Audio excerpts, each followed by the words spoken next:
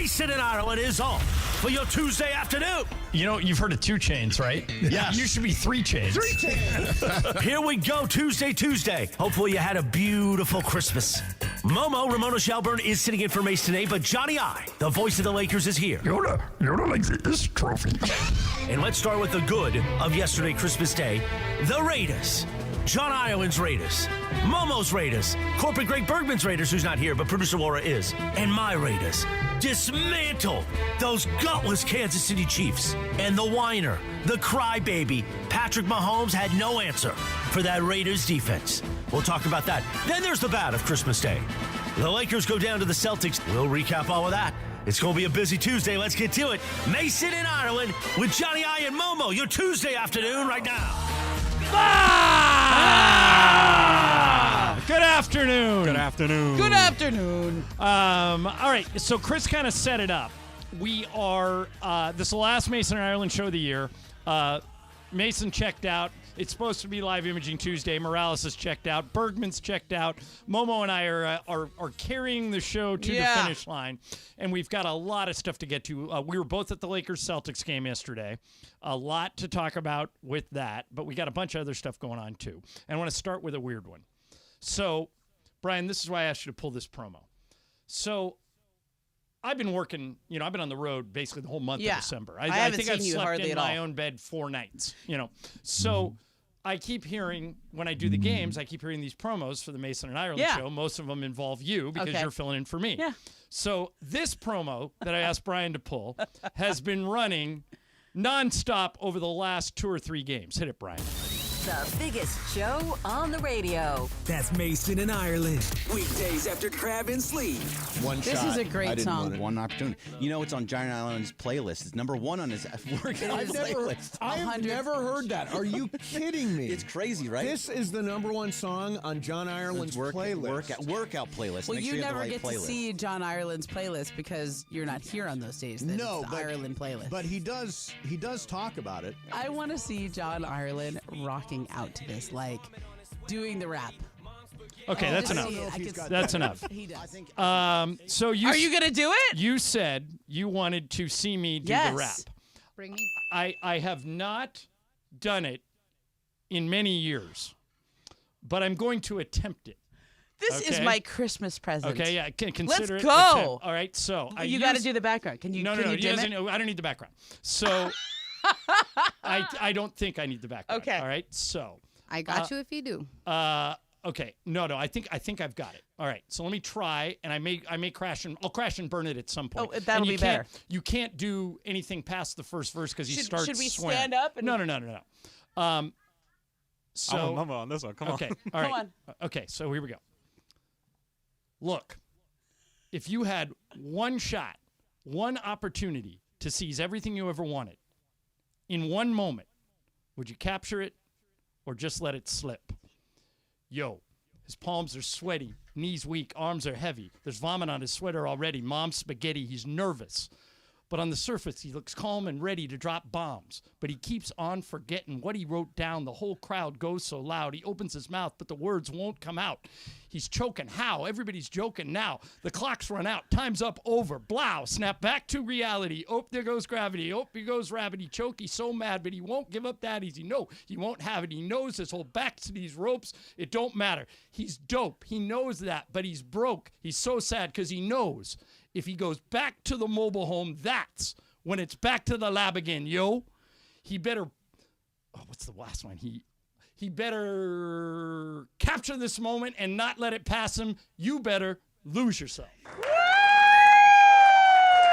Wow. That's about a B, right? That was good. That's about a B. I petered I also out at think the end. that was more like a spoken word. Yeah.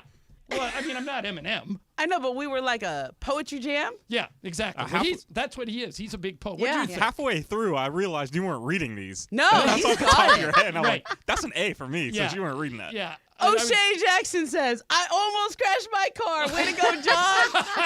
Yes! That was for you, Shay. That's my early Christmas You know what my present favorite? for You know what my favorite part was? The way you started and just leaned in. You were like, yo. Yeah. Yo, as soon as Well, you hit I that definitely yellow do not flip. have his rhythm, but I love his verse. So there you go, Mama. That's my gift to you. Wow. That was All right. fantastic. Okay, so Okay, let's just, transition to the Lakers now. Yes, exactly. Now, so great. No, we're going to do a whole bunch of crap today, and we've got it. But here's my question: as somebody who has basically been with the Lakers for a month, and you cover the league a lot, Yeah. They're basically a 500 team. Right now, they're 16 and 15. Last year, they did the same thing. They figured themselves out and then peaked at the end of the year. I thought when they won the in-season tournament that they had it figured out. Since the in-season tournament, I think they're 2-6. What needs to change, in your opinion? Well, I think that I have a lot to say about the Lakers right now. First of all, they all need to go do like a team cryo chamber or something. They need to go get some treatment. They need to do a sound bath. They need to do something to just reset. Yeah. Because they look gassed. Well, they're absolutely gassed. I have a theory. They went all in on the in-season tournament. They said, look, if they're going to give us $500,000 apiece, let's win it. And they played straight through Vegas while everybody else had that kiss of a schedule where they played once or twice a week. And the Lakers were playing every other day in games that mattered. Yep. And I think then all these other teams were just sitting out and when the tournament ended, these teams were just rested and ready, and they've unloaded on the Lakers. And we've never really had a chance to catch our breath since. But there is no rest for the weary. Yeah. I mean, they've got to figure this out. Like, they've got today off, they got tomorrow off, then they play Charlotte. That's a game they should win. Yeah. But then it's right back on the road. We go to Minnesota we play Minnesota on Saturday. We play New Orleans on Sunday. We're spending New Year's Eve in New Orleans. Oh. Then coming back, and the schedule Miami's coming in. The schedule picks right back up. So they're not getting a break in the schedule. They're going to have to figure it out. I think that they're going to have to make a trade, don't you? Okay. This is the other thing I have to say about the Lakers. I think Darvin Ham made a very bold move in moving D'Angelo Russell to the bench, because this is, especially at this stage of the year, he's when you don't have Gabe Vincent, it's just been reported that he's going to go under the knife and get a surgery. It's going to be 6 to 8 weeks. Yeah. I mean, this is like Kendrick Nunn all over again. That could be happening as soon as today. It could be right now. They've basically got no Gabe Vincent. And so you lost Dennis Schroeder. You chose Gabe Vincent over Dennis Schroeder, and then you really haven't had Gabe Vincent. So that's put D'Angelo Russell in a spot to shine. And he's had a couple of games here and there offensively. I think he's won them some games, but I think he's lost them some games defensively. And also at the end of games, you can tell. I don't know that he has the trust of the leadership of this team. And I'm not talking Darvin. I just mean the players on the team. Right. Because LeBron and AD are going to Yeah. control the ball late in games. Right. And late in games, he's not out there a lot. And when he is, there's a frustration level sometimes with plays that he's involved in, et cetera. So you can just tell that he had a window to prove himself and establish himself in that starting role. He has a contract that is very tradable. I don't know what the market is for him. He's a heat check guy. He's a guy who can come in and score. He's a really good passer. He's a really good shooter. But defensively, you have to make up for him sometimes. And I think that's probably the guy you look at. I just don't know what you get for him. So do you think they'll make a trade before the deadline or no? I do. Yeah. Yeah, I think they do. Rob has shown in the past he's not afraid to shuffle the deck. And I think that it may – because last night or yesterday afternoon, it was a 2 o'clock game. It looked to me like those were teams in 2 different weight classes. The Celtics Agreed. look ready to win the title right now. Yeah. The Lakers look like we need to get better. So hopefully And they will. I thought, look, it was Porzingis' first game back after an ankle injury, so he gets hurt a lot and he was fresh, right? But they were at the end of a long road trip too. They've been on the road for 6 games or something on the West Coast, and I think with the Lakers, they looked absolutely gassed. Like in the third quarter, I thought LeBron must have been hurt because he barely played. And then when he did play, he wasn't all that effective after he and Jaylen Brown had that right where they both crashed into each I other. thought he looked tired. He looked tired. Yeah. And I think And you he need hasn't all year. He's been some of those young unbelievable all guys year. to step up, and you've seen them get a jolt from Austin Reeves. He's been playing great after starting the year really slow. But D'Angelo is the guy they really need to have some 30-point games. That's like why you have younger players on the team when you have AD and LeBron. Those are older players. Right. But our team is very top heavy with those 2 guys, and they're going to be the reason we win it if we win it. But the other guys got to pull their weight. We'll circle back to that in a while. Coming up next, I'm still recovering from the M&M. Did you see the Raiders go into Kansas City and just ruin Christmas for the Chiefs. Oh, it was God glorious. bless the silver and black. We'll get into Glorious. that. Antonio next. Pierce! Momo in for Mason and Ireland. Last show of the year. Laura's here. Brian's here. Mason and Ireland, ESPN LA.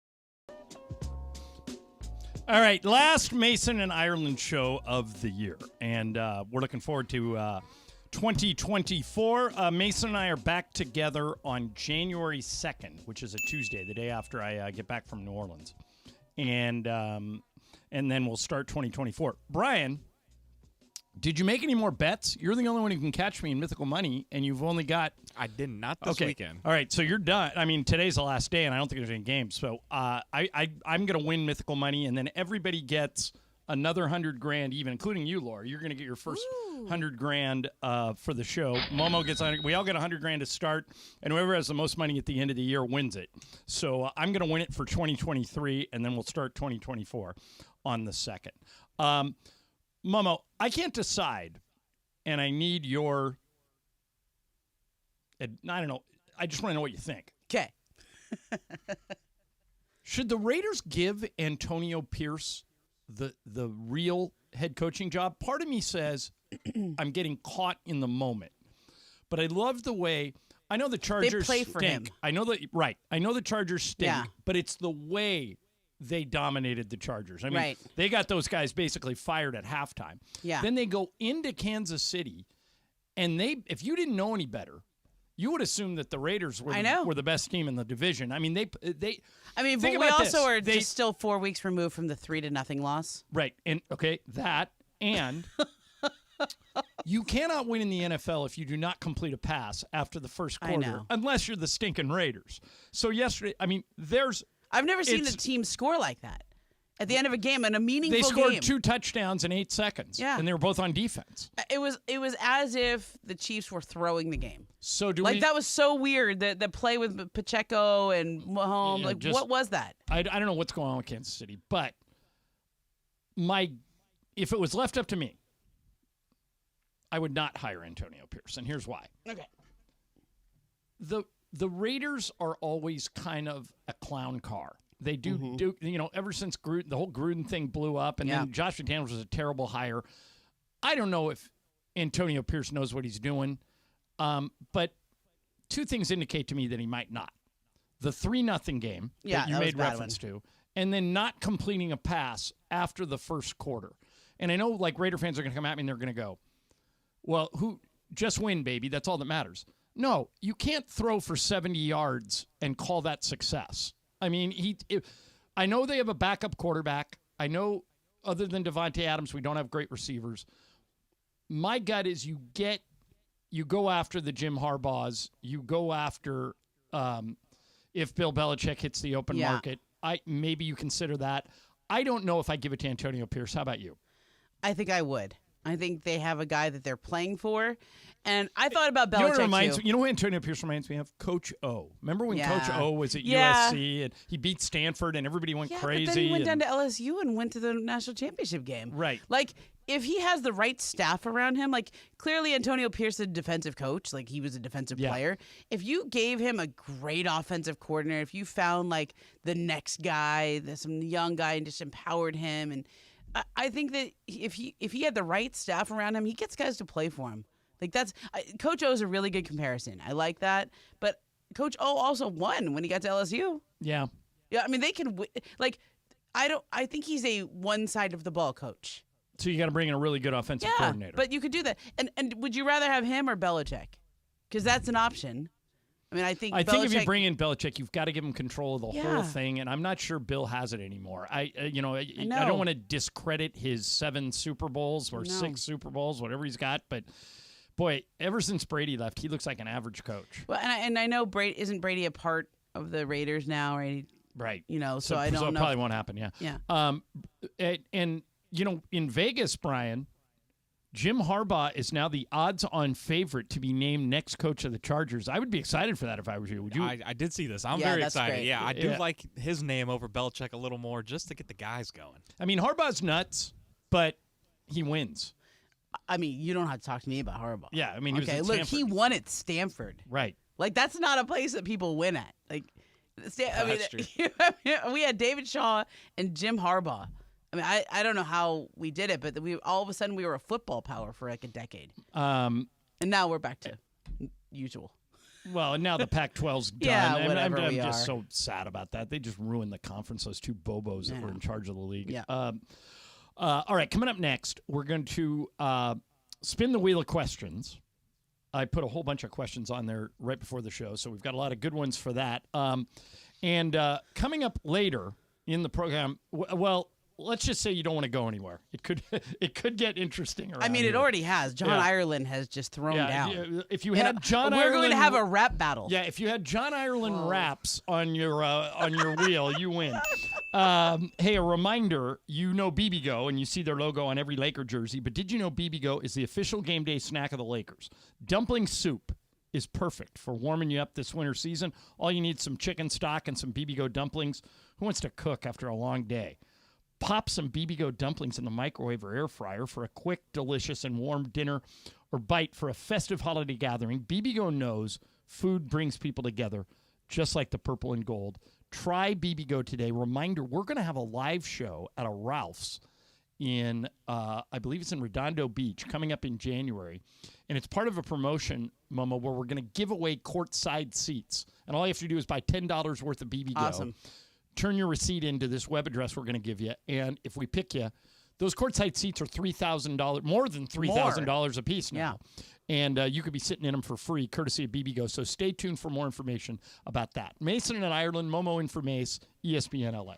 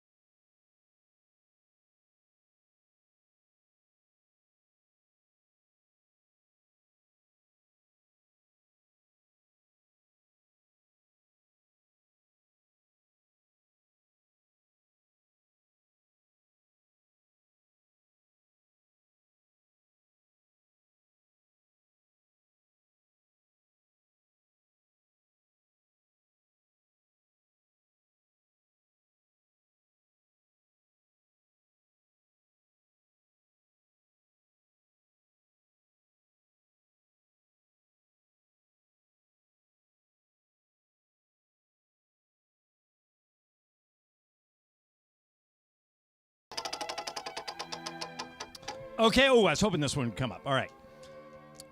Momo, you played for a lot of different coaches in your athletic career. For people who don't know, Ramona played softball at Stanford, and I joke and say she played at Cal, but she really played at Stanford. And you've played for a lot of different coaches, and there are some coaches that will throw you under the bus, and it's tough love. Yeah. And it's publicly okay, or it in works. front of the team? It works publicly. Okay. Or there's guys like Sean McVay that always take the hit for you.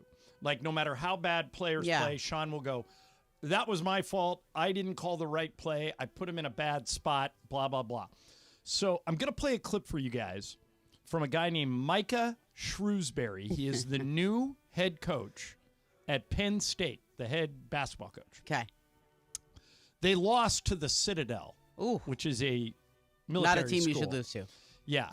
And after the game, in his post-game press conference, he basically threw his entire team under the bus. And I want you guys to tell me if this is the guy you would want to play for, because he is being honest here. Yeah.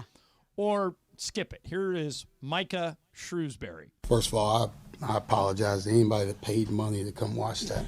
This game was over before we even got here. We have no energy at shoot around. We didn't have any energy at practice. That's who this team has been. Micah, what kind of message does it send benching Keva, Tay, and Braden late in the second half? I should have benched them earlier.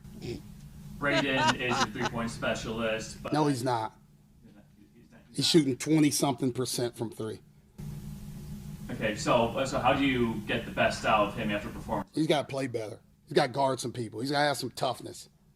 Or he's going to be sitting next to me, him and Tay, and Keba, the same way.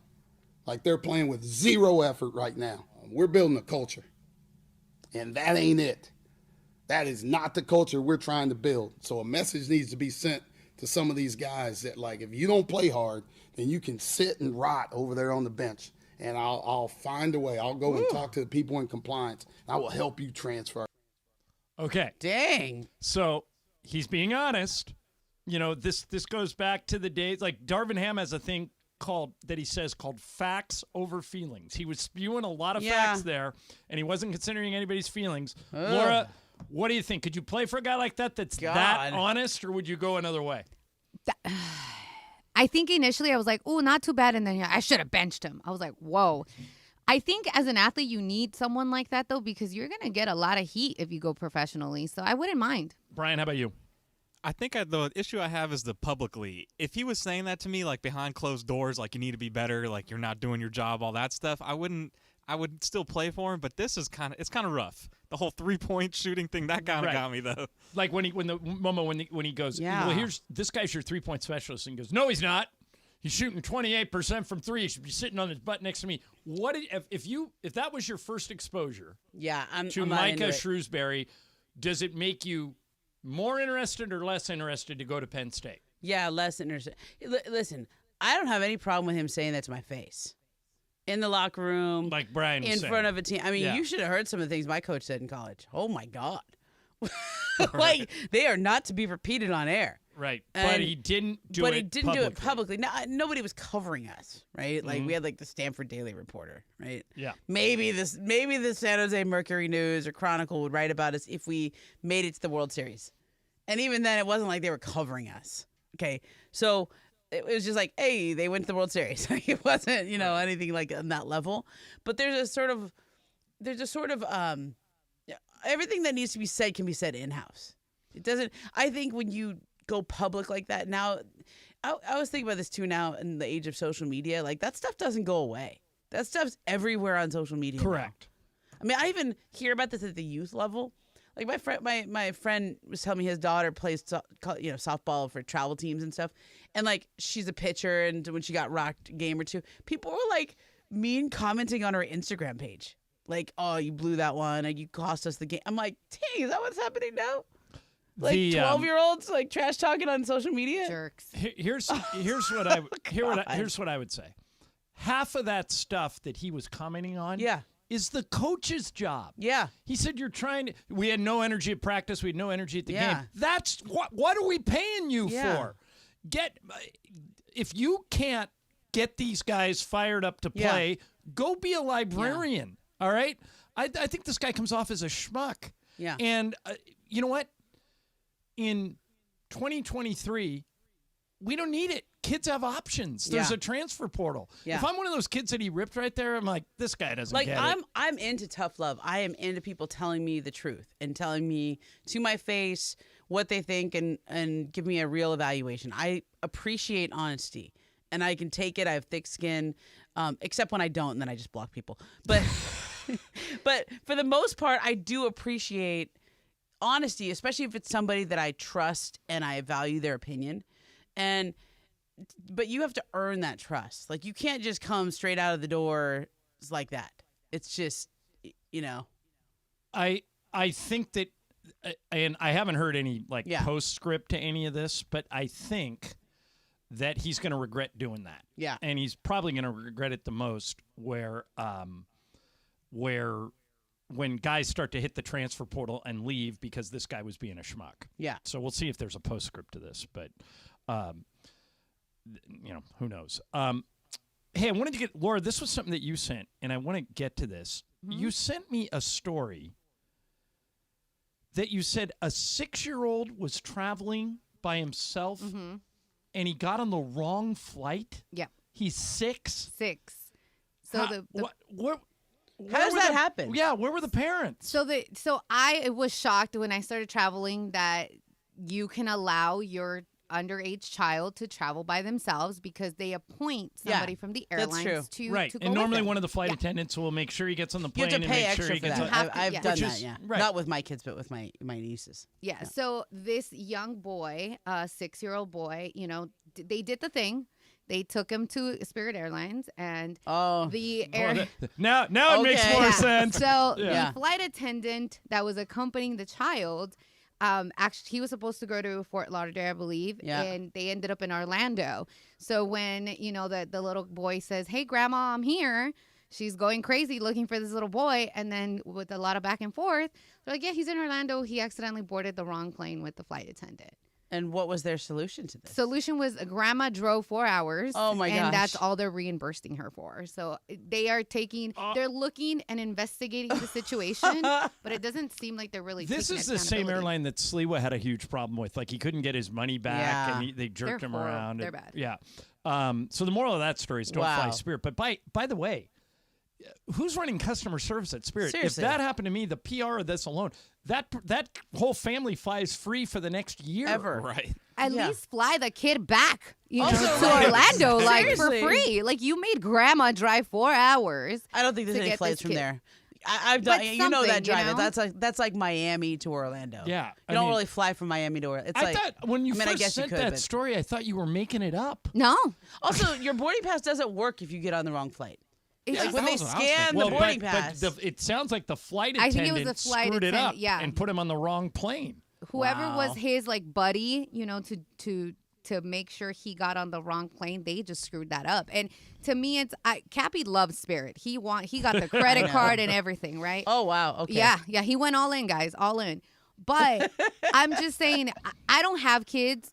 Momo, you have kids, and I know, John, you have a son. Yeah. I don't think even in the most desperate measures, I would send a 6-year-old traveling by himself. Well, sometimes hard. I want to be a little sympathetic because there are sometimes sometimes. what happens, Really? like Bergman got divorced when Riley was little. Like Riley was probably 4 or 5.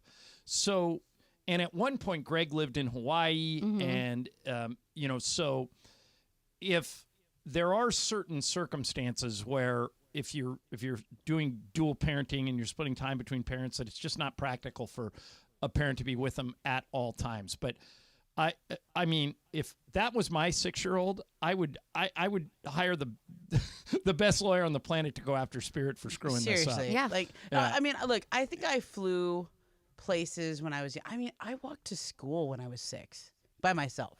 It was different, though. It was different back then. Like, so I think we're the wrong. Like, I literally have memories of like meeting my friend at the top of the hill. We would meet up and we'd walk down the hill together to school. Yeah, by myself, and it was like kind of scary because there was a scary dog, and I would be like, scary dog. I walk by the, but I was 6. It was first grade.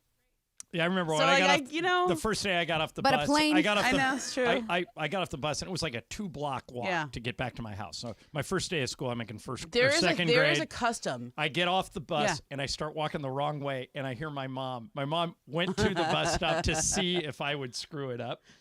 I mean, there's a custom in that's Asian pretty good. cultures of sending a child on the first errand. Have you heard about this? No. So when the kid's like 3 or 4, you send them on an errand to do something, like go buy something from the store to a place they've been before with someone to do something they've done with their parent, and it's to encourage them to find their independence and find some confidence. And like you'll literally send a 4-year-old out across a busy street, to buy something from the store and bring it home. Like 4 years old. People, look, you can look at this up. Like there's a whole show What? about it. Yeah, that's just stupid. I mean, I don't know. I think it's kind of good. It gives kids. I sort of believe in it as a idea of like you have to trust your kids sometimes. You have to like empower them to have confidence in themselves. Yeah, but you don't have to do it when they're 4. I mean, you have a 4-year-old now. You're going to put Daniel and tell him to go cross a crowded street? Would you put No. Daniel and tell him to go cross Olympic Boulevard right No. now and go get us tacos? No. I mean, come on. But I get Daniel to do a lot of things. Yeah. Like I'm always like, hey Daniel, can you go get me some coffee? Yeah, okay. Like you gotta. But there's but like, I'm right there. It's for example, my sisters all have. My older sister has Yeah. 3 kids. The other one has 6, so they have a lot. They have a big Yeah. brunch, right? And there's like little errands, and even me as a young child, my mom would be like, "Oh, help me with this, help me with that." But I don't think she ever did that. And I'm not, Yeah, flying is a whole different thing. It's a different custom. It's a different culture, right? We don't understand it. Everybody has their own beliefs. But for me, it's just, I wouldn't fathom sending a 4-year-old across the street to do it. Yeah, you really do pay extra for that service. Like when my niece did it, she was like maybe 13 or something, but she was unaccompanied minor, and I think we paid $200 or $300 for that. It was like as much, not Well, as much as the ticket, but it was a I lot. hope they didn't pay Spirit to do this thing. I'm sure they did. That not making any sense. All right, when we come back, Shohei Ohtani just gets it. Yep. That dude gets it. Another example over the weekend of why. We will explain coming up next. 1 hour down, 2 more to go on the final Mason and Ireland show of the year. Momo's in for Mace, Mason and Ireland, ESPN LA.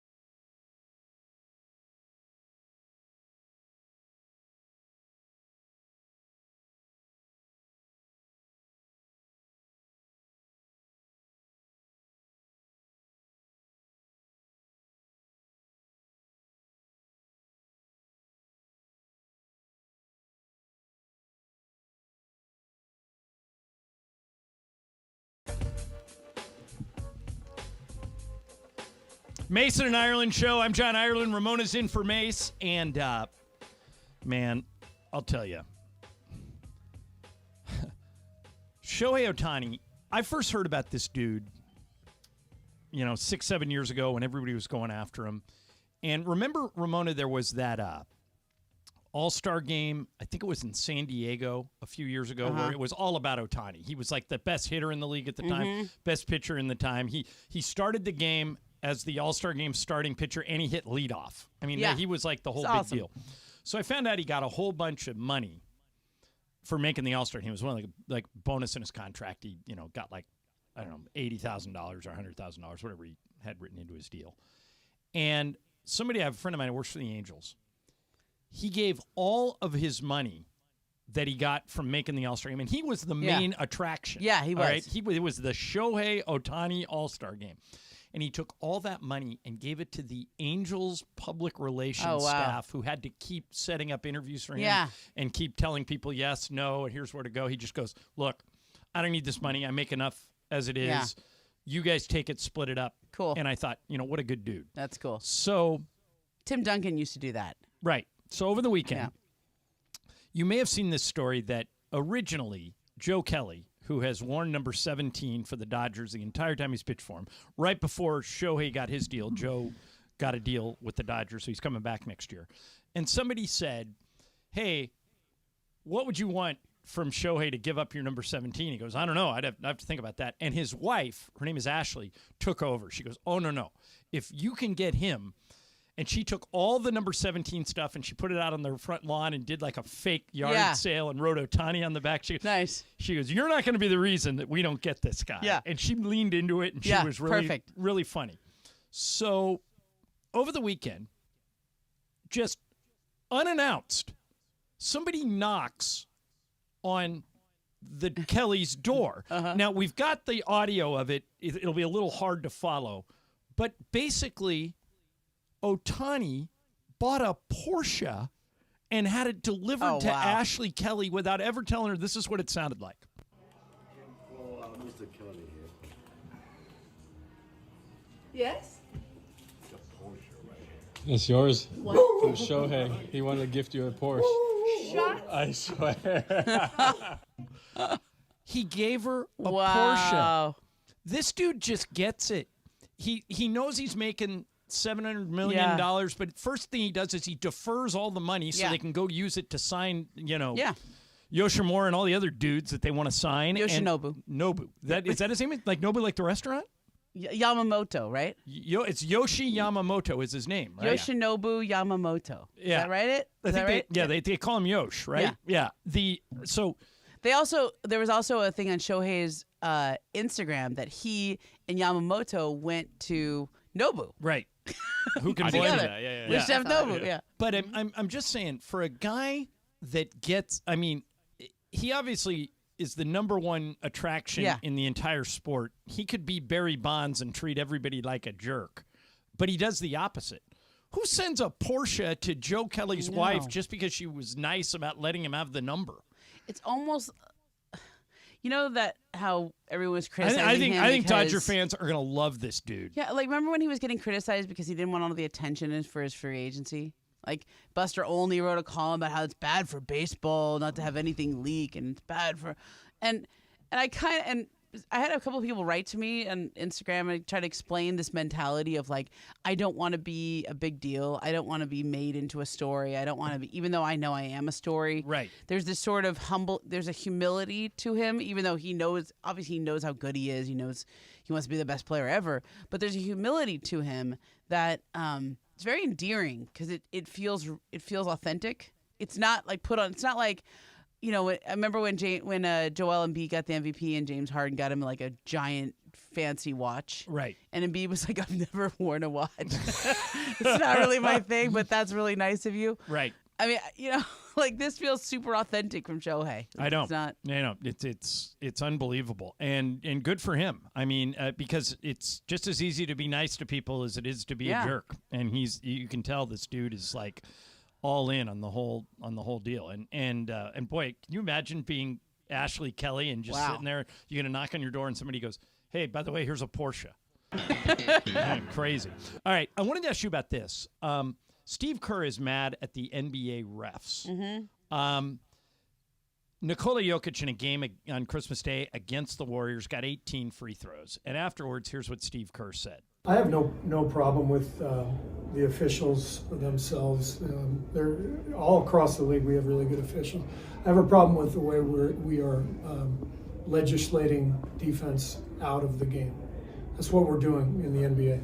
The way we're teaching the officials, we're just enabling players to BS their way to the foul line.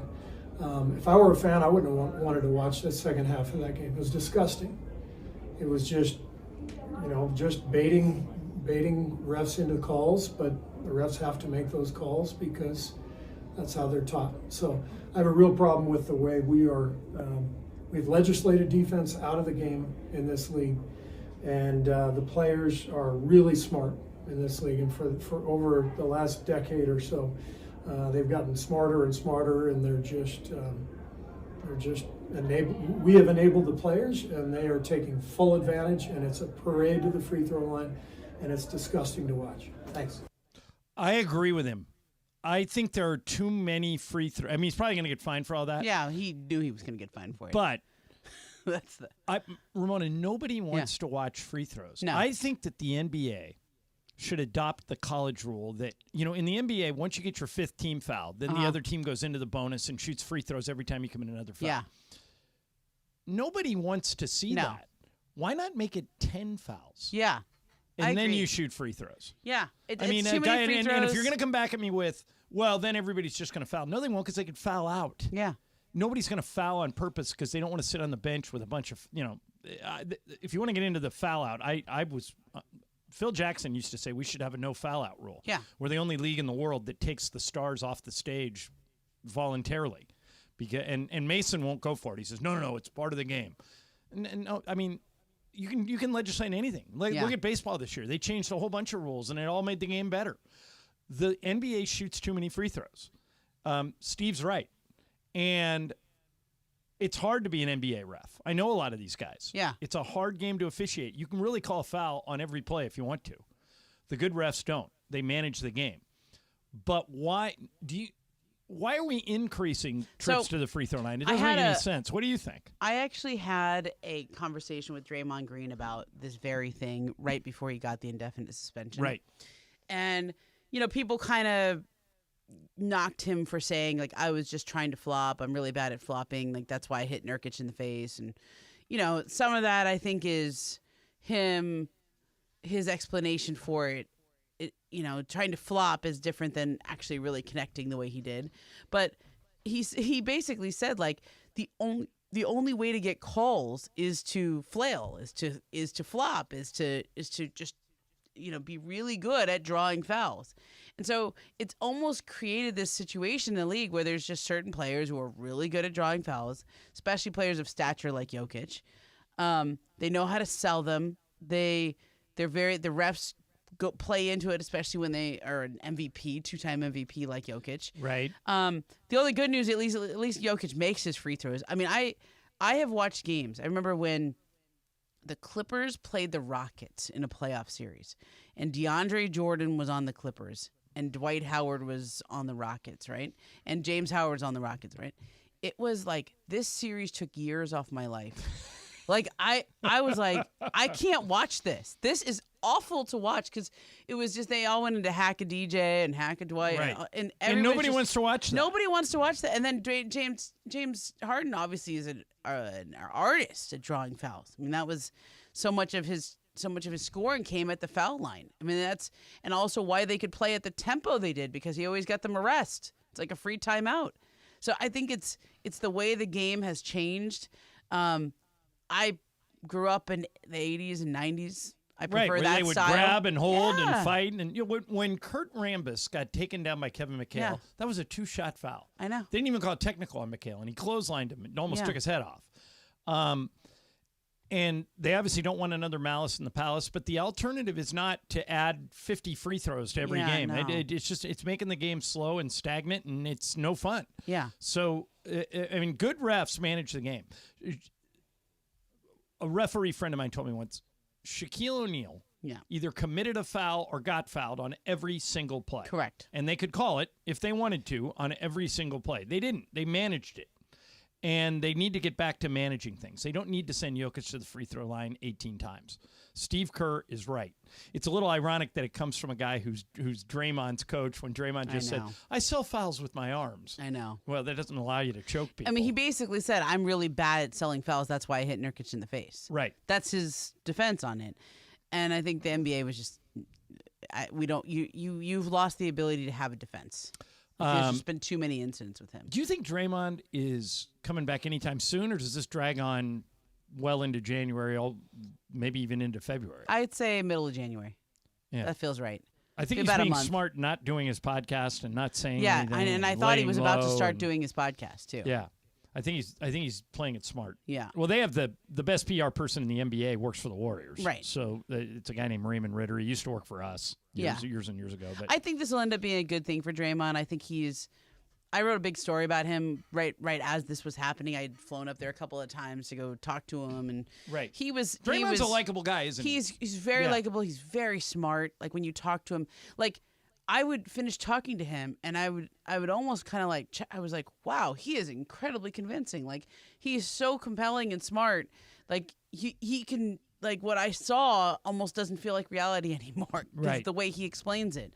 And I think most fans have the wrong idea about him. They think he's some Neanderthal who doesn't get it. Brilliant. He's actually one of the smartest guys in the Yeah, league. he's one of the smart. He's like out there. Like the only reason the reason why the Warriors are so protective of him, are so loyal to him, is because he's the coach on the floor. Yep. Like he and Steve Kerr are together in this thing. Like as much as the Warriors are about the Splash Brothers and Steph Curry and Clay, it's Draymond who makes that all work. All right, coming up next, I want to ask you guys about NFL general managers and how all of them, all but one, missed something so obvious that I'm wondering if half of them shouldn't be fired. I don't get it. I've never gotten it, and I'm going to ask you to help me understand it when we come back. Mason in Ireland, Momo in for Mace, ESPN LA.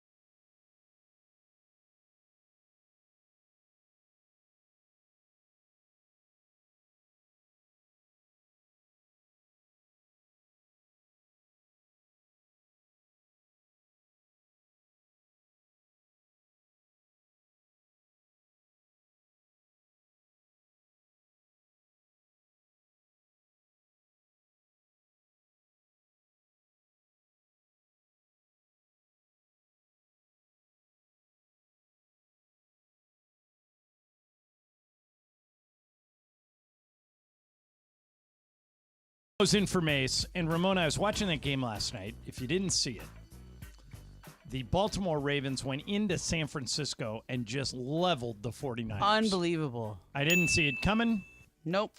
I put the 49ers at the top of my confidence pool and took it in the shorts. Oh. But a lot of other people did too, so Yeah, it I really bet didn't you did. matter. But Baltimore now looks like the best team in the NFL.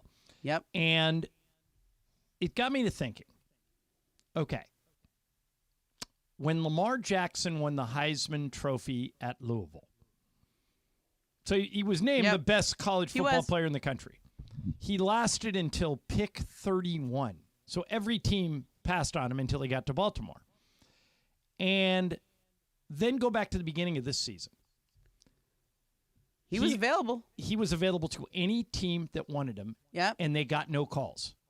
So they settled and came up with a contract that worked for both sides. And now he's the favorite, as of today, to win his second MVP award. Can you imagine him with the Raiders? What in God's name are these GMs looking at? I know. In what world? They all say they're so desperate for a quarterback and that the quarterback is the only thing that blah, blah. I mean, you look at like the quarterback situations in New England and, you know, where they have they have no quarterbacks. The Giants have no quarterback. You know, there's the Arizona, you know, are apparently trying to break up with Kyler Murray. The Raiders, we don't have a quarterback. Yeah. Lamar Jackson, the best quarterback in the NFL, is MVP sitting favorite. there for the second time. Yep. What am I missing? I think it's because he doesn't fit the box, right? Like as somebody who I don't fit boxes either. People don't see me as this TV person. Right. Right. I'm a writer, but I'm not a beat writer. I'm a radio host, but I'm not on every day. Like I kind of do my own thing. Yes. Sort of made my own lane, and the people who like me You're like hard me. to categorize. Yeah. Right. Yeah. And in certain roles, I'm better than other roles, but I don't fit anyone's definition of like do you think of me in the same way you think of Woj? Sometimes. Sort of. I think you wear a lot of different hats. Yeah, I wear a lot of hats. Like if you broke a story, it wouldn't surprise me. It's like, but I don't have that persona like Woj does. Yeah. Woj is like Woj, right? He Right. walks into the room and he's Yeah. Woj, right? And like people, you know, he's like and he's serious. Like you know, I kind of make it my mission to get him to laugh sometimes when I'm on shows with him because I know him personally and he's very funny and he has a great personality. But he doesn't let it out a lot. You're right. Yeah. And so, like, when I'm on the radio, I'm Momo. I'm like a totally different person. When I'm on TV, I do the TV thing. And I was talking to Joe Mazzulla, the Celtics coach, about this. Yeah. He had his great quote the other day, and I forget if it was the Globe or one of the papers back there. He was saying, like, you know, for a lot of his life, he had learned how not to care what other people thought about him. Like, you know, first you care a lot, then you learn not to care. And then all of a sudden you're the head coach of the Celtics and people are judging you because you're a rookie head coach and this is a huge job. And he was almost like afraid he couldn't be himself. Like he's in press conferences and forward-facing things. And I said, and I go, and he goes, now I'm finally kind of getting comfortable with it because he goes, I realize like people want me to be something. They have this idea of who I should be, of what I should be, of how I should act. And I'm just not that. Mm-hmm. I can't really be myself. I don't know how to be myself, especially in this setting. And I go, Joe, have you ever done radio? Like, do you like it? He goes, yeah, I do a show with Scott Koval. Yeah, he's been on a few times, and he's actually very funny. He's really funny. It'd be like if you put Sean McVay on a show with, you know, somebody he's really comfortable with. Right. And they didn't really talk football, but they also talked life or whatever. And, you know, and I think that's kind of what we're talking about with Lamar. He's not your typical quarterback. You have to design your system to accentuate his unique gifts. That's why people didn't want to draft him or trade for him, because you have to build a team that fits him. But he's worth it. But the team now is 12-3. Right. He's worth it if you do. Right. And nobody can defend him. Yeah. And so, you know, these GMs that complain about how they don't get any breaks, so they can't do anything. Yeah. Where were you when Lamar Jackson was available twice? I know. You know, and if, for example, the Rams and the Chargers don't really apply to this conversation because they both have established quarterbacks. Yeah. But there's at least 10 teams in the league who don't. Yeah. That are looking for a quarterback. I mean, Lamar and Jackson they could have is had the Lamar perfect Jackson. Raider. Right. He's the perfect Raider. Yeah. Oh, my God. Sort of, Vegas would love him. He's such a showman. He's so fun to watch. Like he would have been perfect for them. But people have to appreciate. I mean, I think with guys like him, he knows his value. He knows what he is. That's why he stood firm. Remember, he didn't even have an agent. He represented himself. Yeah. That's part of the reason why I think he was undervalued is because he didn't play the game the way other people play it. Okay, I wanted to get your opinion on this in particular because you're a woman. There's a. I love this one. There is because this is the only because I'm a woman, I will have a different. No, okay, go ahead. Do here's why. Okay, you'll understand when I explain it. Zion Williamson has been criticized left, right, and sideways about his weight. All right. There's a woman who he apparently had a thing with. Then they broke up, and so she's been coming with him for every couple of years. So she did a very public Instagram post. And the question I want to ask you is... Oh, is this the same one? Yeah, her name is Mariah Mills. She keeps coming for Zion. But here's my question. If a man said this about a woman, I think that man would be canceled. But I don't think she will be because she's a woman. And I'm going to play for you what she said, and you tell me whether or not this would be okay if it came from a man. You ready? Okay. Here we go. Here's some advice, Zion Williamson, since you want to send your publicist to talk about me every other freaking week. How about you get on a treadmill, speed 3, level 12, and maybe you'll lose some weight and go on it for like an hour or 2. Second, how about you stop drinking sodas? 3, how about you practice doing 3-pointers? Everybody's tired of seeing you do dunks all freaking day. Learn another move. It's getting boring and tired. You're tired and boring, just like how you were in bed. Okay. Oh, my God. If that was reversed, if Zion said that about her and posted it publicly, wouldn't there be repercussions? Oh, 100%, yeah. Yeah, there's a sort of like men don't talk about women's appearance. You're not supposed to, at least. Right. This is a long story between these two. Listen, I'm going to go. I remember being at the finals when she was really going in on him, right? This was, I think he had a gender reveal for this baby that he was having with another woman. Correct. And this woman, I know too much about this. I'm sorry. Well, you know me. I love every Real Housewives gossip. Yeah. Okay, so she basically did the calendar of like when she had been with Zion, and like I guess there was a time they were supposed to get together, but she had some kind of health setback, and so apparently she did the like calendar of like when the other woman must have gotten pregnant. Right. And it was like right during the time when they were supposed to get together, but she had to cancel because she had like some kind of health issue. She goes, "Oh God, I was in the hospital, so you went and had a baby with another woman." I mean, it was really intense. And I remember I kind of heard about it, and Brian Windhorst and I were talking about it. I'm like, "Are you seeing this stuff with Zion? Like, oh my gosh, what's going on?" And he goes, "Have you watched the videos and have you followed this woman on Twitter?" And I go, "No, I haven't. I just been hearing about it." And he goes, "Okay, if you watch it, just make sure you're not in a place where anybody sees that you're doing it, and be really careful not to accidentally like it." Why? Because it was like super graphic? Yeah. Oh, okay. It really was. So I'm sitting there in Miami watching the finals game, and it was like halftime or something. And I go, okay, I'm going to go down this rabbit hole. And I start scrolling through, and I'm like being really careful not to accidentally like something.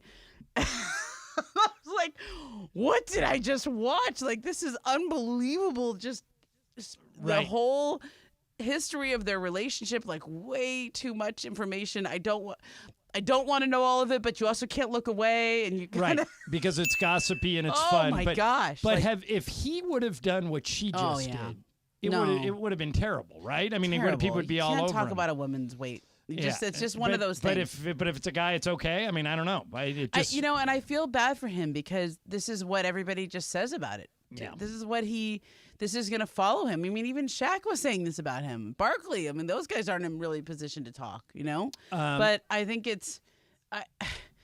he's the number one pick. And it's not, you know, that is just the bright lights shine on you in a different kind of way when you're the number one pick. If you had a choice right now and you know everything you know about both players, Would you want Zion or Ja Morant moving forward? If you had to pick between the two. Neither. I want Halliburton. He was in the same draft, right? But your choice is box A or not the same, with Zion and box B with Ja. You have to take one of the two. Which one are you taking? Because you can't trust Ja. I'll take Ja. You think he's been scared straight? Yeah, but I also would have. I think the way it's gone didn't have to go that way.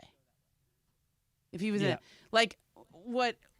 let's say Ja got drafted, and this is not to criticize the Grizzlies or Zach Kleiman, who I think is a great general manager or anybody, but he just got a lot coming at him real fast. But he also was very close to where he grew up, so he has a lot of people that he grew up around him. Yeah, a lot of his boys are now right. there. A lot of he's in Memphis and he grew up in South Carolina. I think it's just a few hours drive. Like it's not. I think let's say Ja was drafted by the Utah Jazz. Completely different career. Yeah. I think a completely different. Like, let's say Ja was drafted by the If Timberwolves. they would have got him out of that element, he might have been different. Just away from everything. Like, when Lonzo was here in L.A., it was so close to his dad and all the hoopla at UCLA and all that. But then when he went to New Orleans, like, you didn't hear anything. Yeah. Like, he was just Lonzo Just a now. guy. And so I think sometimes a situation matters. Context matters. Like, who you're around matters. Like, some people follow you wherever you go. But I think if he was in a small market, way far on the other side of the country from where he grew up and everyone around him, I think it would have been very different. All right, coming up next, do you have any weird food quirks, things that you do that I do too? Dan Orlovsky from ESPN has a really good one, and we'll get into that next. Mason in Ireland, Momo in for Mace, ESPN LA.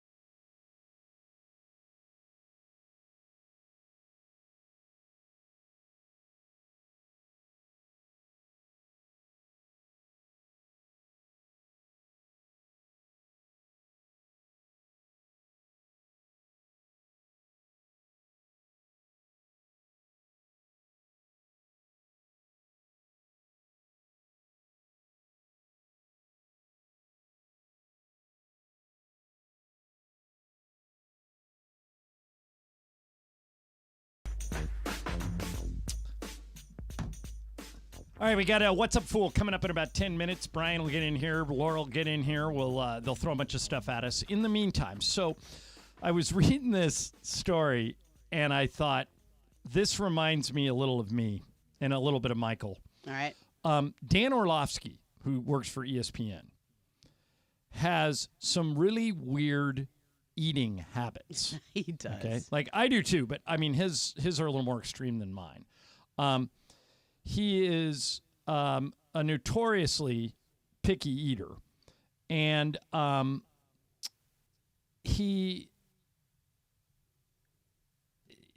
there was somebody doing a GQ article on him, and oh wow, and they interviewed Mina Kimes, and Mina says. They asked Mina to describe Orlovsky's diet because she's around him all the time. Mina said, it's really like tan food. He only eats the color tan. We were at a party in Kansas City for the draft. There was a buffet situation.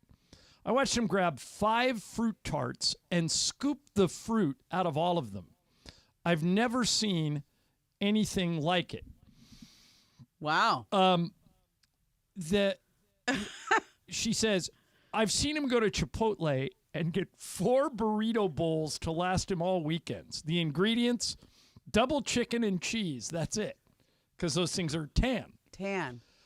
Like, I have some quirks, but nothing like That's this. really weird. Yeah, nothing this weird. Like, for example, I love Italian food. Yeah. And I love tomato sauce. I love red sauce. I don't like tomatoes. If you give me a sandwich and there were tomatoes on the sandwich, Okay. I would take them off. Is it a Or if texture you thing? Is it with seeds? If you put tomatoes in my salad, I take them out. Okay. I won't eat raw. Like my wife and Yeah. my mom and everybody thinks I'm crazy because they all love that stuff. Right. But I don't. Do you have any weird food quirks like that? Just call me Don Mattingly. I put ketchup on everything. Oh, you and Michael. Yeah, I'm like a ketchup person. I put ketchup on my macaroni and cheese. I put ketchup on my eggs. I like ketchup. Michael puts ketchup on steak. Yeah, I can see that. Yeah. I would do that. Laura, how about you? You got any weird food quirks? I don't. Okay, so I don't like especially for breakfast. Yeah. I can't do like my syrup touching certain foods. Oh. Like that's weird. Well, there are a to lot me. of people that don't like any parts. They want their food compartmentalized. They Yeah. don't want their food touching any other part of the plate. Are you that? No, I'm not like that bad, but it's something about syrup because I love hot sauce. Yeah. So like my eggs and my hash browns, if I have it, have to have hot sauce. So if I have hot sauce, I don't want the syrup touching it. But other than that, I'm not like a huge picky eater. I'm just like. Like you know, my it's son's a good. very picky eater. Like he likes Yeah. basic stuff, and if you try and go like he doesn't like putting sauce or condiments on anything. There's a guy in New York, Michael Kay. He's the Yep. Yankee announcer. Yep. Who says he's never had a condiment. I don't believe that. I don't believe that. I don't believe that either. Do you believe that Al Michaels has never had a vegetable? No, I don't believe that. Me either, He no. swears it's true. I mean, it's just- Michelle that's all Tafoya, fair. Michelle Tafoya told me once because she was the Yeah, sideline reporter. that's her thing. Yeah. That she tried to slip him a vegetable once, like put it on his plate when he wasn't looking, and he sniffed it out. What? Yeah, like he's never ever had a vegetable. Even Mason as a doesn't child? believe it either. No, I don't believe it. There somewhere, Laura, you can find it. We have sound of him explaining this, and he maintains to this day that he's never had. Brian, how about you? Are you a picky eater? Not too picky. I'm kind of with you with the tomatoes. Like I love ketchup and ketchup on burgers and everything. But if a tomato is on a burger or a sandwich, I'm taking it off. Same with the salad. One thing though that I like, which is kind of weird, people, I haven't seen too many people do it, and the ones I've told, they're like, "Oh, you're weird." Yeah. Is peanut butter on a hamburger.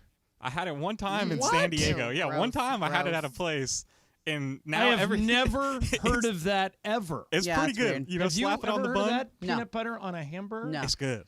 Like I like. It's weird, like but it's some good. people think it's weird to put pineapple on pizza. I like pineapple. Oh, I love it. I like that too. I love it. I So I guess the only thing that I have real problem. I don't like super spicy. I can't do all the like hot buffalo wings. Like that really grosses me out. I don't like slimy food. Like you don't like oysters. No. I can do it, but I don't want to. Like it's just not people pay lots of money for that, and I'm like, nope. like I went to Whole Foods the other day and some dude was eating a plate of oysters, and I was like, "Is this where you go to do that? Like you go get oysters at Whole Foods, like at the grocery counter? You just sit there. I don't know." Food quirks don't bother me. Like it's people say, well, like how could you ever do that? That's like I find it strange. Sometimes Michael will travel with a ketchup bottle, a little mini ketchup bottle like you get on an airplane. Yeah, I get it. And the reason he does that is we've been to steakhouses. We eat a lot together on the road, and we've been to steakhouses where Michael will ask for ketchup, and the chef will be offended, and he goes, no, you can't have ketchup. That's a $70 steak. And Michael goes, yeah, I know, I want ketchup. Yeah. And they won't give it to him, so he just breaks it out of his coat pocket. Yeah, and whatever. Ketchup on steak, when I was little, that was my jam. Like, I would totally cut get it in that. little pieces. Michael does it now. Michael does it however old he is now. Yeah, Michael, I'm just Michael thinking has like a very you reach childlike. this stage in your life sometimes where you just truly don't care. Yeah. Like what anybody thinks. Michael's just like, I'm doing what I'm doing. He's the greatest. He's You know? just absolute one of a kind. Yeah. My favorite part of my job is that I get to do it with him. Yeah, he's the greatest. He makes it so fun and so interesting, and and watching the dynamic between him and Roman, his grandson, has like completely energized me. I make him send me any videos he has of Roman, and he'll send me these videos, and I'll watch them they're just so funny and great. Yeah. And it's Did you see the one with the little car that he got with his glasses? Oh my God! He got a tiny Jeep. Or like a tiny Mercedes, like the little kid Mercedes, but it's battery powered. And so Roman's, he's 2. He's driving this thing down the street with his sunglasses on upside down like he's Joe Cool. It's the greatest. He's so cute. It is. And by the way, like Michael's like the most generous guy ever. Like we'll go out to dinner all the time. He won't let anyone else pay. I sent you, he did a toast for everybody. let me look. Everybody is just busting up laughing. And I mean, just, he's, I was a little bummed out that Pepe and Michael both came up to me at the game last night and they said, okay, we're coming in Thursday. We're all excited and we don't have a show. So we got to wait till 2024 to get Michael and Pepe back in here, but they will be joining us shortly. Here's what Here's what I'm very happy about. Michael is not in the fill-in host of the year. Like you'll win. Vote. If Michael ever gets in that, that's the guy I lose to. He's immensely popular. If they put him in host of the year, he would win. He would win. Yeah. Yeah. He's awesome. And the funny thing is, like Greg tries to manage him. Yeah. And I've been working with Greg, and finally, It's so funny. finally, Greg came to me like a month ago and goes, "Okay, I get it now. Michael has no filter, and people don't care what he says. Nobody cares. Like every time Michael would say something, Greg would go, "That's going to get you in trouble. Stop doing that." Like Michael would do Pepe's voice to Pepe. It doesn't matter. People love Michael. It doesn't matter. He could do anything. I know. It's like Barkley. You're right. Yeah, that's like Barkley. That's a great comp. All right, coming up next, What's Up, Fool? We'll get Brian in here. We'll get Laura in here. They got a whole bunch of stuff to throw at us. And at the top of the hour, at 3 o'clock, I'm going to tell you why one of my favorite people on ESPN is dead wrong. But that's coming I love up it when you do at that. 3 o'clock. In the meantime, I want to tell you about my secret weapon to staying active. It's called iSpot Active. It's wearable cryotherapy that has replaced my cryo chamber that used to cost me $50 every time I went. iSpot Active makes form-fitting compression wear with custom-sized pockets that fit flexible gel packs that fit around your sore joints and problem area. If you're active, if you play tennis, pickleball, golf, soccer, basketball, football, if you're a runner, put this in your arsenal, and you can do what you love every day. It's a great holiday gift for somebody. If you miss somebody for Christmas and you said, God, I wish I would have done something for that person, go to that website, iSpotActive.com. There's a 30-day money-back guarantee. So if you don't like it, or if the person you buy it for doesn't like it for any reason, you get all your money back. You probably won't send it back, though. Everybody I've turned on to this stuff loves it. Inventory's going fast, so get yours today at iSpotActive.com. You'll see that Hall of Famer James Worthy swears by this stuff. If you use our coupon code LA710 in the coupon code box, you get 20% off till the end of the year. So 5 more days now of that 20% off if you use LA710. Everybody I've turned on to this absolutely loves it. Get yours today at iSpotActive.com. That's ICEBOD active.com. The most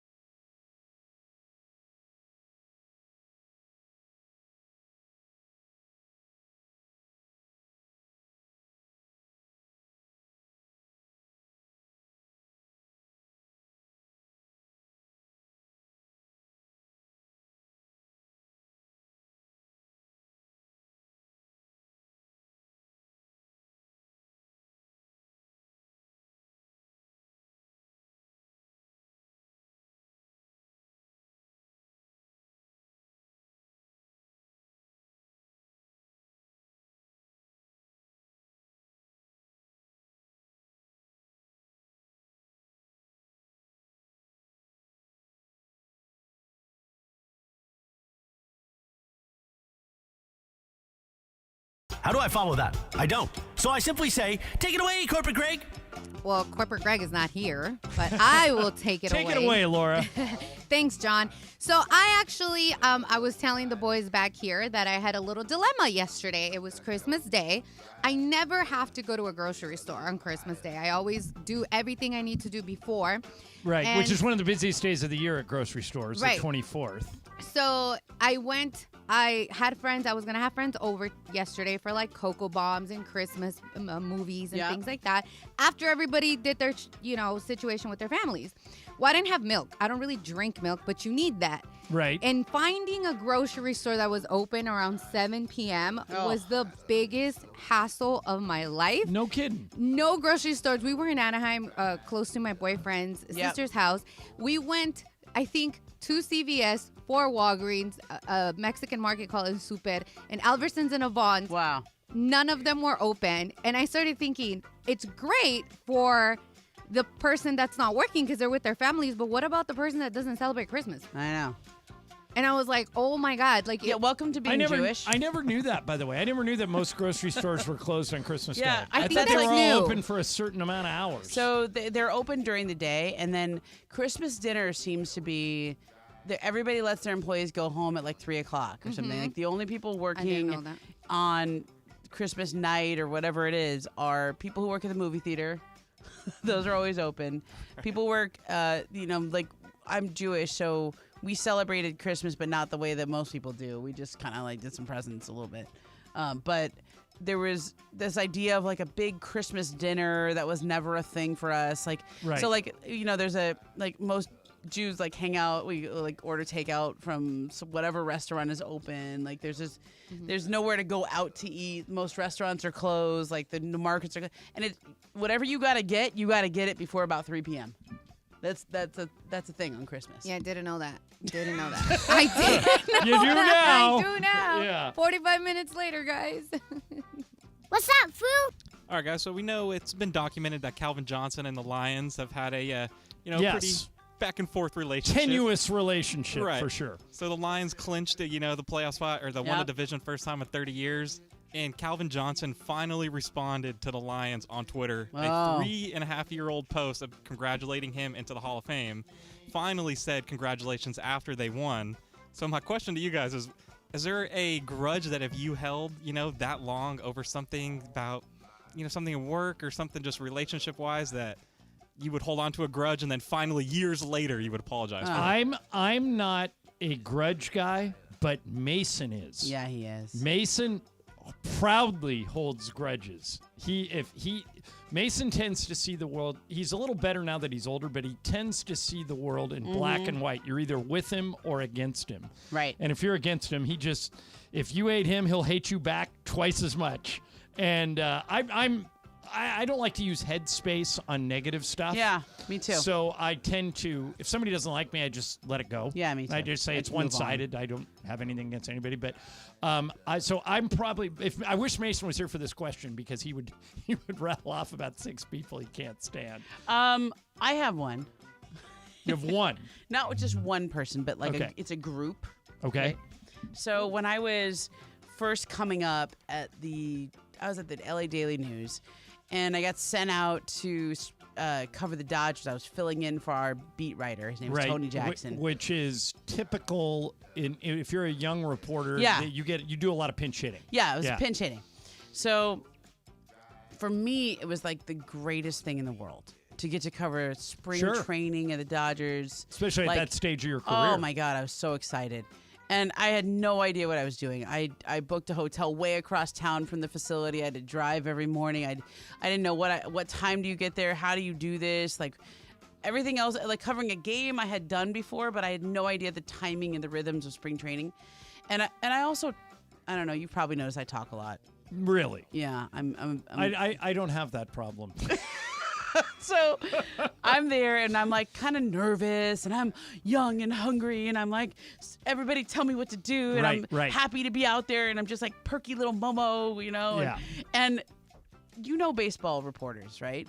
Like yes, they're very stodgy, for lack of a better term. It was like oil and water. Yeah. Okay. I mean, it was like just absolute total rejection. Like the only guy who was nice to me was Dylan Hernandez. I still, to this day, have a soft spot in my heart for Dylan Hernandez. Who's now a columnist at the one LA time Times. invited me to lunch. He was like, we should grab lunch while you're out here. I was like, thank you so much for being nice to me. Because I was like a little weirdo running around being like, where do I go? And I was trying to talk to everyone. And I will not name who said some mean things, but I heard some things, right? I heard some things. And you've held a grudge ever since? Ever since. And if you ever want to get me fired up, if you ever, there is a sort of unwritten thing that you don't, now that I'm a basketball writer, you don't go into other reporters' territory and try to break news. Yeah. But for years afterwards, You tried. Yeah. Oh, and I did. And when I did, I enjoyed it immensely. Like Clayton Kershaw, when he signed his first big contract extension, I was like, I'm breaking that. Oh, good. And I did. And I was like, and everybody was like, what are you, Doc Rivers was coaching the Clippers at the time. He's like, what are you doing breaking baseball news? I was like, it's a long story. Yeah. But there's the background. But there was the background. I mean, it was like, there were tears on my end. And so. Good. I'm glad when you get me that fired up and when you were mean to me like that, What's up, fool? Years. I think I've let it go now. No, maybe I haven't. No, you have not. No, not quite. It's still there. You're a Cancer, huh, Momo? Oh, yeah. Yeah. Oh, Oh, yeah. God. Yeah. Really? Yeah. I'm just saying. No, we do astrology talk Okay. on the show when Laura's here and Yeah, I'm we here. do. Okay, so we know that this show in particular loves the Sphere. Yes. And I A was. friend of mine was at the Sphere last Yeah. night. I haven't heard from him yet. Oh, he had a good time then. Yeah. He was there on Christmas night. So initially, Miley Cyrus was up to do a residency at the Sphere, but the money wasn't quite there. But apparently now they went back to her, and she might be starting a residency there. I don't know how I feel about Miley Cyrus and the Sphere. And the other names that have been thrown out there are Beyonce, Harry Styles, Lady Gaga, and Bon Jovi. I have a lot to say here. Yeah, I do too. Okay, so out of those artists, Beyonce, Harry Styles, Lady Gaga, Bon Jovi, or Miley Cyrus, who would actually give you a great concert? I think Well, the the answer is Beyonce. Beyonce. Yeah. but Gaga let would me- be great too. Let me, I think so. Laura, let me Pink, tell you this. Pink could rock it. As you know, because we talk about it incessantly, Mason and I have a friend who works at Saturday Night Live. A guy named Jeffrey Blake, really good dude. He gets us in whenever we want to go back there and see it. He's one of the talent producers. And Jeff told me that they don't like Miley Cyrus at SNL. They love her. Yeah. They say that she is sick talented. Yeah. That you can ask her to do anything. You could ask her to sing any song, do any song. You could have like a 4-minute hole in the show, and they'll go, Miley, this skit fell out. We have nothing. She goes, give me the mic. And she'll go, like, apparently she's freakishly talented and puts on, according to all our friends at SNL, puts on an incredible show. So much so that when they did the 50th anniversary of SNL, Wow. they asked her to come be That's the musical awesome. guest. Wow. And so she's more well liked in the industry, maybe, Laura, than she would be outside the industry. But and I'll say this: Yeah. Huh. the Sphere is so unique and so cool that any of those bands you'd be happy to see them there. But if you ask me to like rank them or pick one, I'd pick Beyonce 1, and I think Harry Styles would be fine. I think Bon Jovi would be fine. But I would go see Miley Cyrus at the Sphere just to. So I will see it. say this. I think, and I have not been to the Sphere yet. I know people who have. I can't and wait I've till you seen go. all the videos. Yeah, I and all can't that. wait. I kind of think that you have to have somebody who has enough confidence in themselves and what they do, not to be afraid of how cool the Sphere is, like not to be eclipsed by the special effects of the Sphere. Right. Like if you had somebody who was just like a great singer, but not a great showman or not a great performer, like I went and saw the band The Cars once. They just stand there and play music. Right. They don't really couldn't do the engage Sphere. with the audience. Like right. you have to have somebody like Gaga who is. She'd be great. Who would just come up with like the Sphere Riri. has to be able you have to be bigger than the Sphere. Like it can't just be about the music. You have to put on a show, and so all of these like I think Beyonce would absolutely own that, rock that, amazing. Rihanna has great that. show. You got to have that showmanship. You know, right now, who is the best singer and who had the first residency in Vegas? Celine Dion. I don't know if she's a Sphere person. Yeah, same thing with Adele. Adele's like freaky talented, but I'm not Amazing. sure that Yeah. she fits the Sphere. Pink Pink would be perfect. Yeah, Oh, Pink. that's a great idea. Bruno Mars could pull that off. Yeah. Great But idea. it's got to be somebody who could really do all All of right, that. I never do this, Laura. Yeah. But I'm telling you, if you're listening, trust me on this. I don't get paid by the Sphere. Yeah. They don't have a deal. They're not an advertiser for us.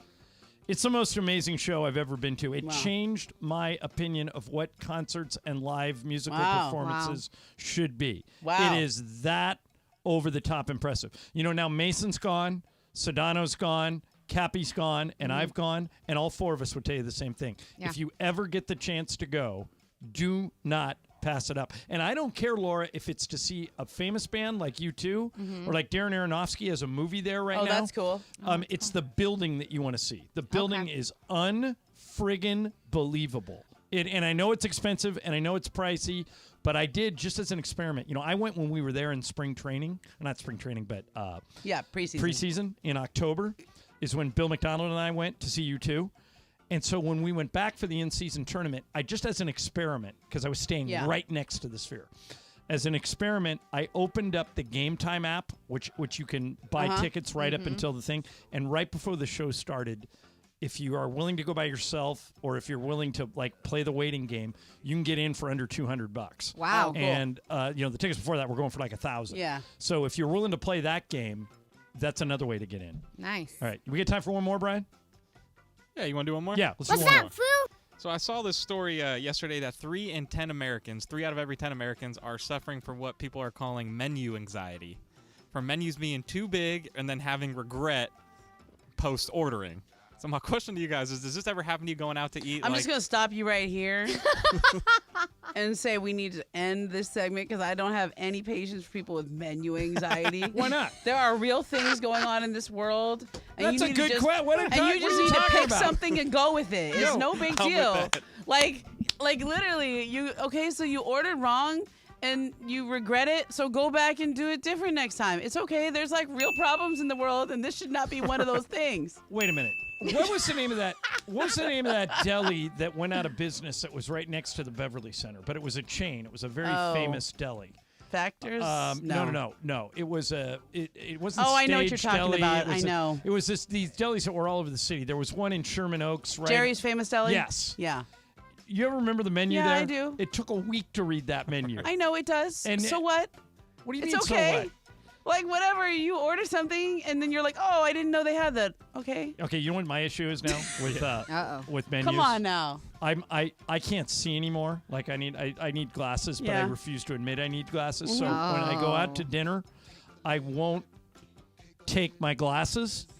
And I can't read any of these menus. So I'm that idiot who puts his phone on magnify and turns the light on.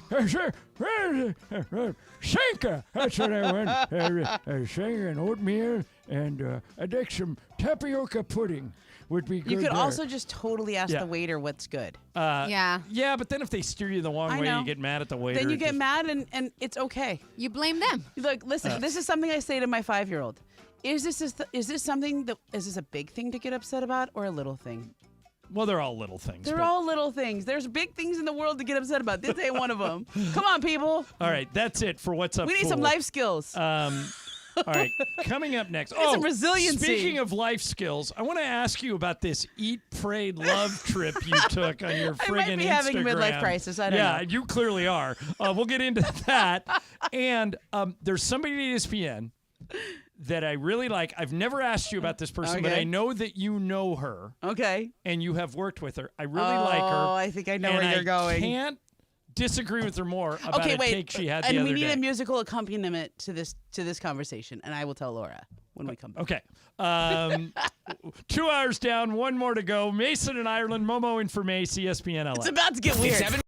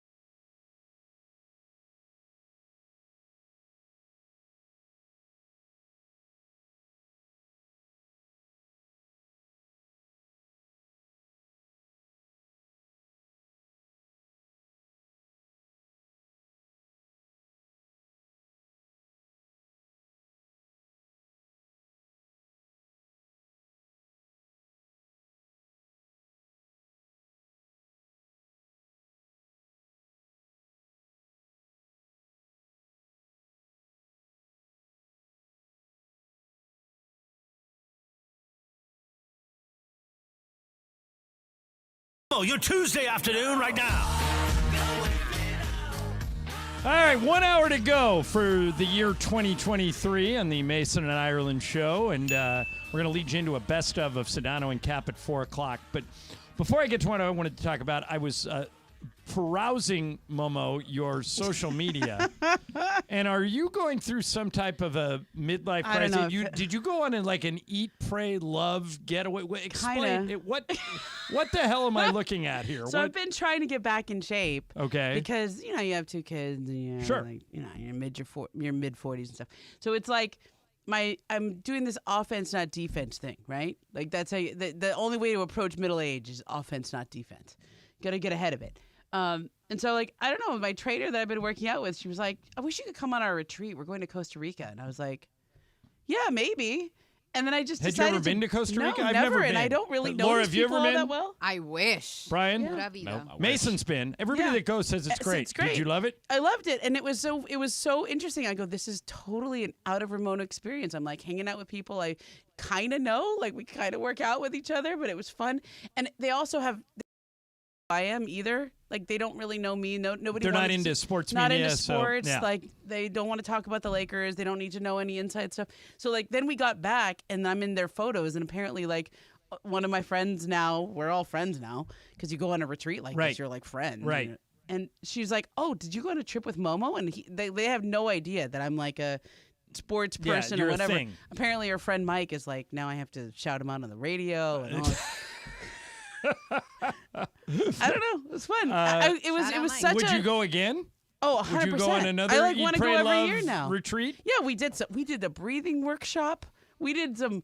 I went All right. zip lining. I went have- traipsing through the jungle and swam in a waterfall. I'm like, what is happening to me right here? I have a friend. Just kind of have to go with it, though. So think right? about this. I have a friend who talks more than I do. Yeah. She's female, but she talks more than I do. She's married to a good buddy of mine. And she goes on a retreat every year, and it's a silence retreat. Oh no! Yeah, no. For hell no. For 8 days, she doesn't say a word to anybody else, and she's a huge talker. And I'm like, why would you do that? She goes, it grounds me. It gives me peace of mind. And I'm like, no way. I couldn't do it. I couldn't. Well, I will say this. 2 of the nights we were there, it was super windy in Costa Rica and the power went out. So we're like super dark in the jungle in Costa Rica for a couple of nights there. That was challenging because I was by myself in a room by myself. And I was like, it's like me and my cell phone and I put on a podcast and there was a flashlight in the room, but it's like howling wind. And normally I would have been really scared, but for whatever reason, I think maybe I'm like caught up in whatever we were doing there. And I was fine. How It was long like a good challenge. did you go for? 5 days. Wow. I kind of That's a just like good-sized I trip. kind of just like left all my responsibilities at home. Completely went off in another world for 5 days. It was very weird for me, but I loved it. All right, let me clean something up from earlier in the show. Okay. Now that you've shouted out Yeah. Mike and all the other people from your Eat, Pray, Love routine. I know. We definitely we ate. I don't know that we prayed, but we did some breath work, so that qualifies. Okay. And there was like group hugs, so it qualifies There as you go. love. Yeah. Okay. So this is from earlier in the show. None of you, if I remember correctly, Brian, you don't believe that Al Michaels has never eaten a vegetable, right? Right, I don't believe it. Laura, you don't believe it either? Hell no. I actually do believe it. We found the clip of him explaining this. Here's Al. That is true.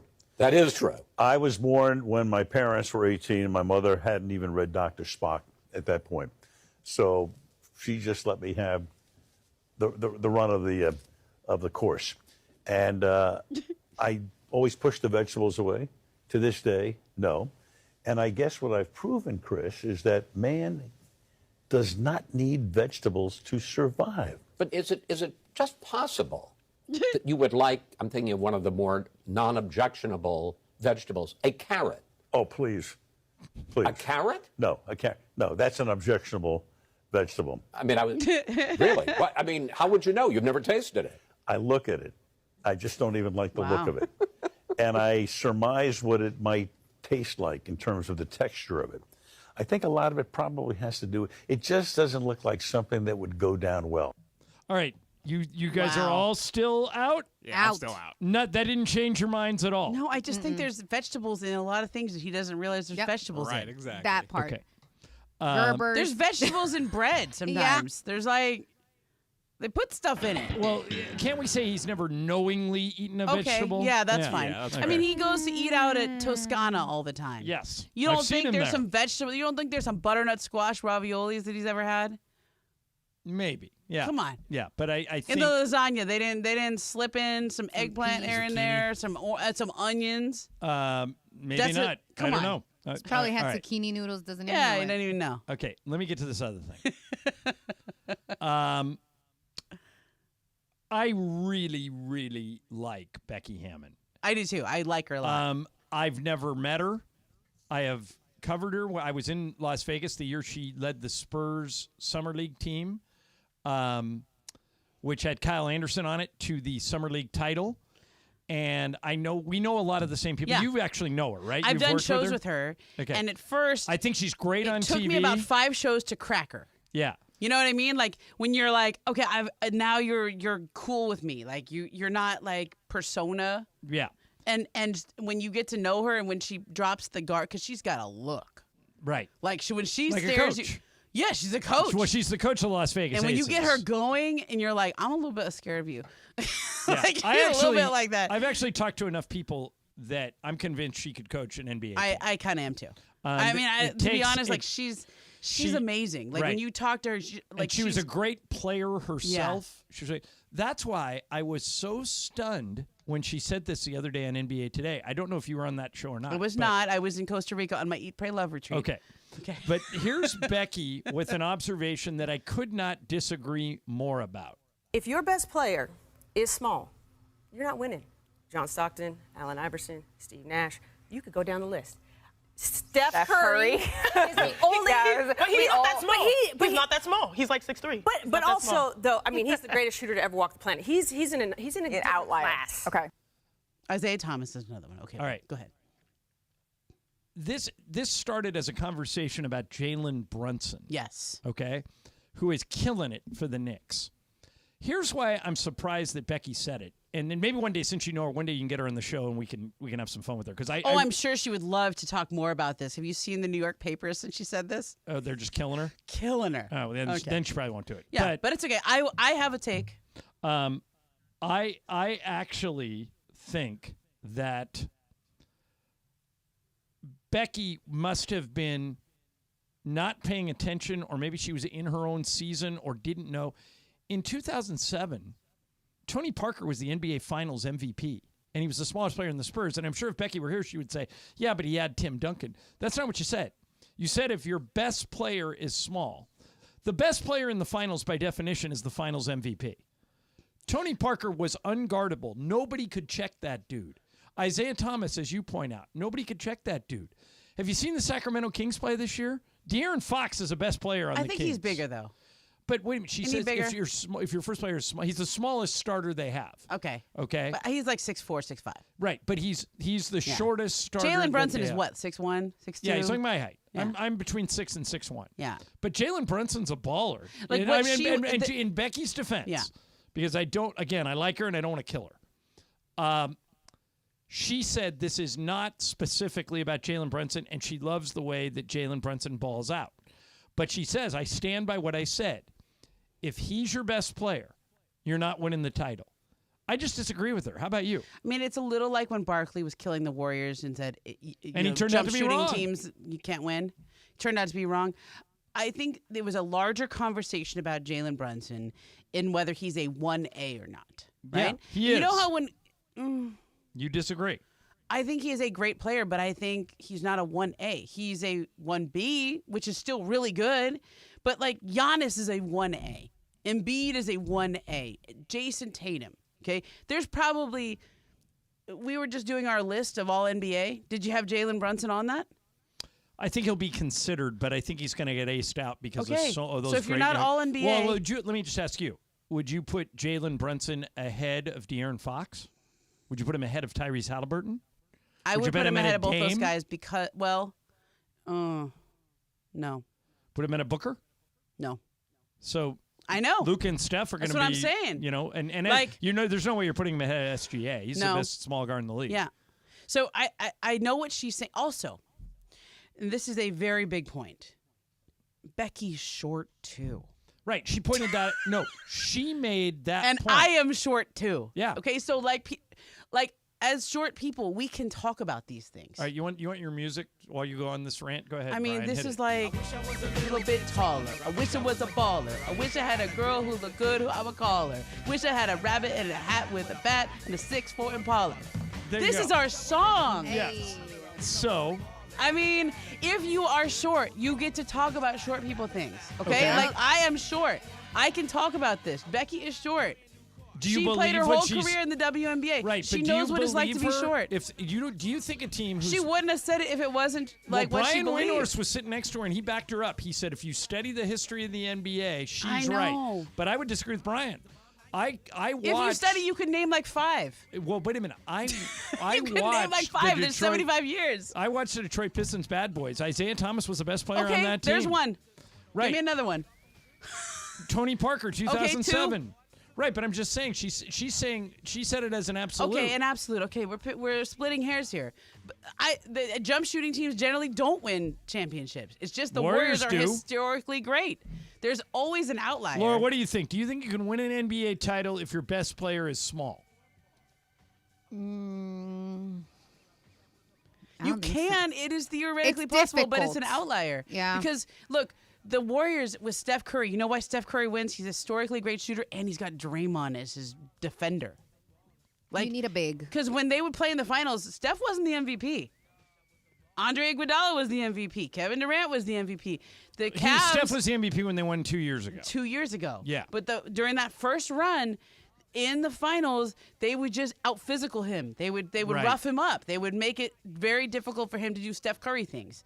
And I think in a 7-game series in the finals, like she's getting crushed for it because she said this about this guy in New York, Jalen. By the way, if you ask Jalen Brunson, Jalen knows he's short. Okay, like I Right. know I'm short. We don't. Yeah, like, we don't need people telling us. Yeah, like we know the challenges of being short. Like, Especially men. They know. they know. They Like, know. but he has Jalen Brunson should absolutely be an All-Star. I think he should be All NBA this year.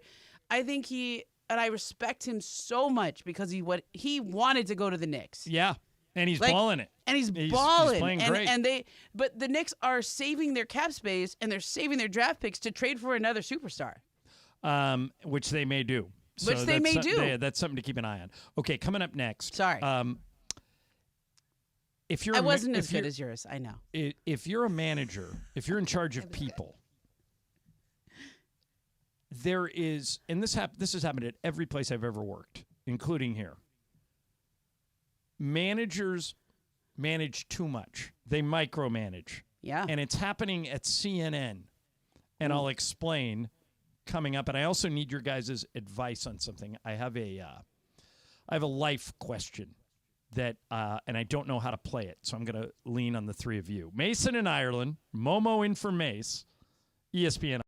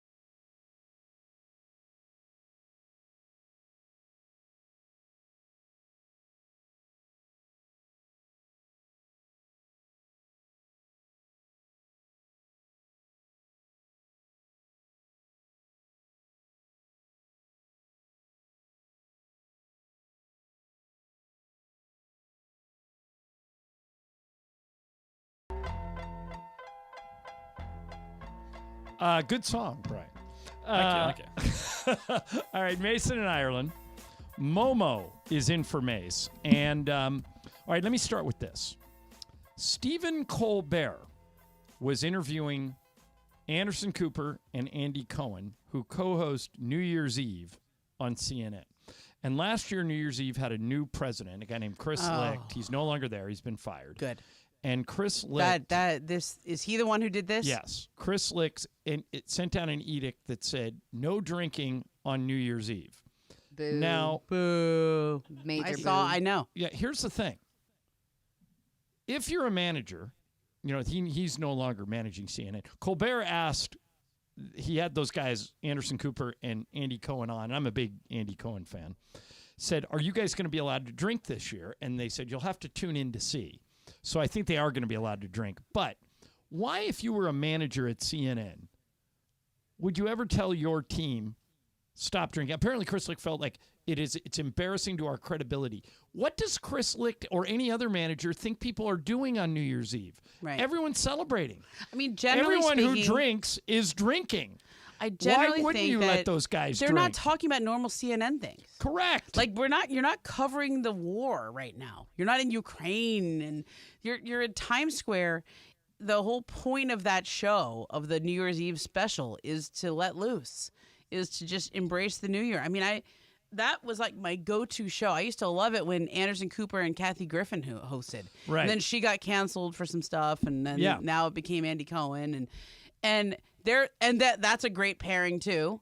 And I love that show. Don Lemon, oh my gosh, he's lit. Right. He's lit and all it's the time. fun to It's watch fun. those people let their hair down. That's the whole point of that, is that they're normally so serious. Right. And by the way, it's when people let their guard down and are less serious that TV gets really good. Why do you think morning shows are so popular? Because people act like themselves. Yeah. And, there's a place for serious news. On New Year's Eve in Times Square is not the place. Yeah. Let them drink. You guys are dopes if you issue an edict that says they can't drink on New Year's Eve. You should absolutely. I mean, maybe and not Andy the other Cohen, times. Andy Cohen's really funny when he is. drinks. Too. He's funny anyway, but right. I mean, he kind of drinks on his show. That's my guilty pleasure. I know. I've been twice to Watch What Happens Live. Yeah, it's awesome. You don't have just one guilty pleasure, John. Yeah, well, no. I feel like you have a related. lot of guilty pleasures. They are all like shows you wouldn't think a guy like me would watch. Yeah, but I have like 7 or 8 of them. At this point, I think we all think you would watch them. Yes. Good to know. All right. I have a serious dilemma that I want to ask the three of you about. Okay? So, went to a Christmas party the other night.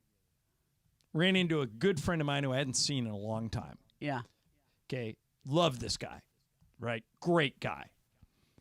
Big fan of his. So my intentions are completely good here. Okay. But I don't know what I should do. I'm scared. Okay. He's probably 50. Uh-huh. Okay. Maybe, he's between 45 and 50, or maybe 50. Okay. Since I last saw him, and I haven't seen him in a while, he's probably gained 75 pounds. I am worried because he's an active guy. He's a big guy, former football player. I'm worried that he's going to have a heart attack. I mean, like it's a noticeable weight gain to the point where I know he knows. Yes, he does. That he has a problem. But I feel like, as somebody that cares about him, that I should say something, bring it up, maybe say, how can I help? Or do I just drop it? Brian, what do you think? Don't bring it up at all, or that's tough. coming from and again, I want to stress this. I'm coming from a place of affection. I genuinely like this guy. All right, I want to see him healthy. I got it for you. All right, what do you do? He already knows. He already probably feels really bad about it. I agree with all that. So what I would do is I would reconnect, not bring it up at first, but then talk about how you're going through something similar, or you're trying to stay in shape, or you're whatever, been working, or I was on the show with Momo and she's talking about how she's, trying to lose weight and get back in shape, or, whatever. Do something to bring up the topic, but not make it about him. Then let's see what he says. Okay. I think if it were you. Yeah. If you gain 75 pounds, oh God, I know you. I know you well enough where I think I would say something, even though I know you But we know. see each other every day. This is somebody you haven't seen in years. Correct. Laura, what do you think?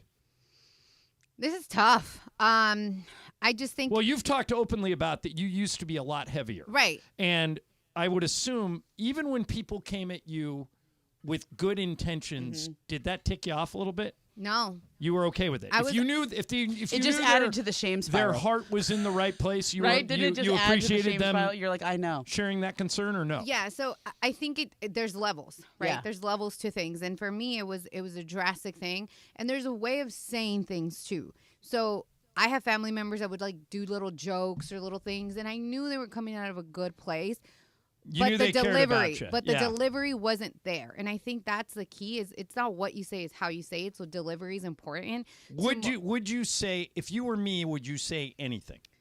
I would, because you care about this person. Right. It's how you say it, and at the moment you're saying it. There's just, again, you got to pick your spots. To Momo's point, you haven't seen this person in a while, so the reconnection there is key, because you need to build that, that glue again, because Yeah. you know them, but you haven't seen them like that in a long time. So just kind of, hey, how are you? Hey, what's up?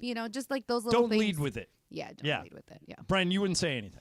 Probably not. Okay. Only if it was like a, very good buddy that I haven't seen in a long time. Like we joke like that kind of a deal. Then I would. No, say we've never had something we've specifically. never had a conversation about weight. I'll I tell you that. probably would leave it alone.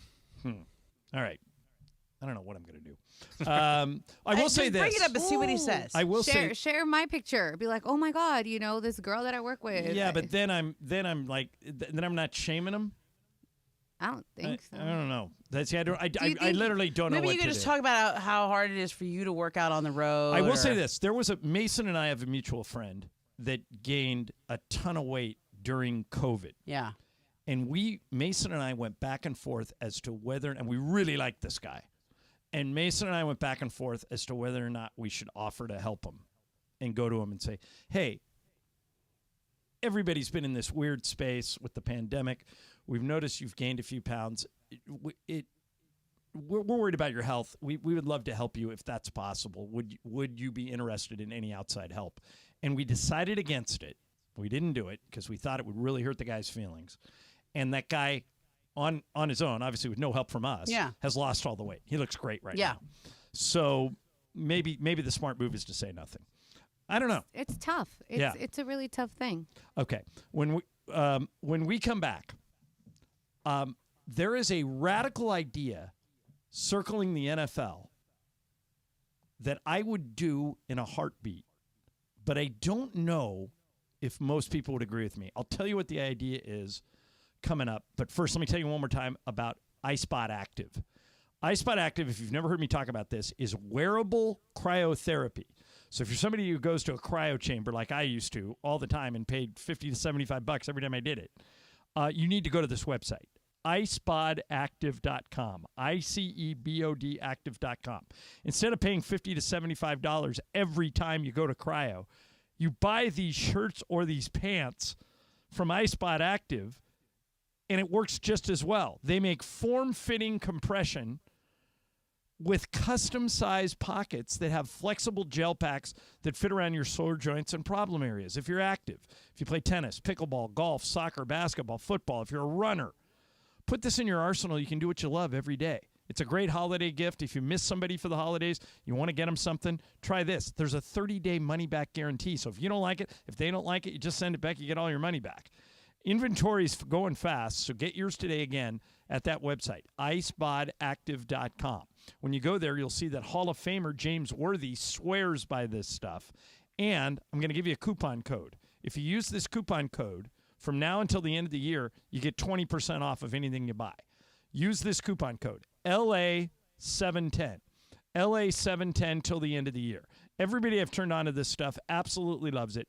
Get yours today at iSpotActive.com. ICEBOD active.com.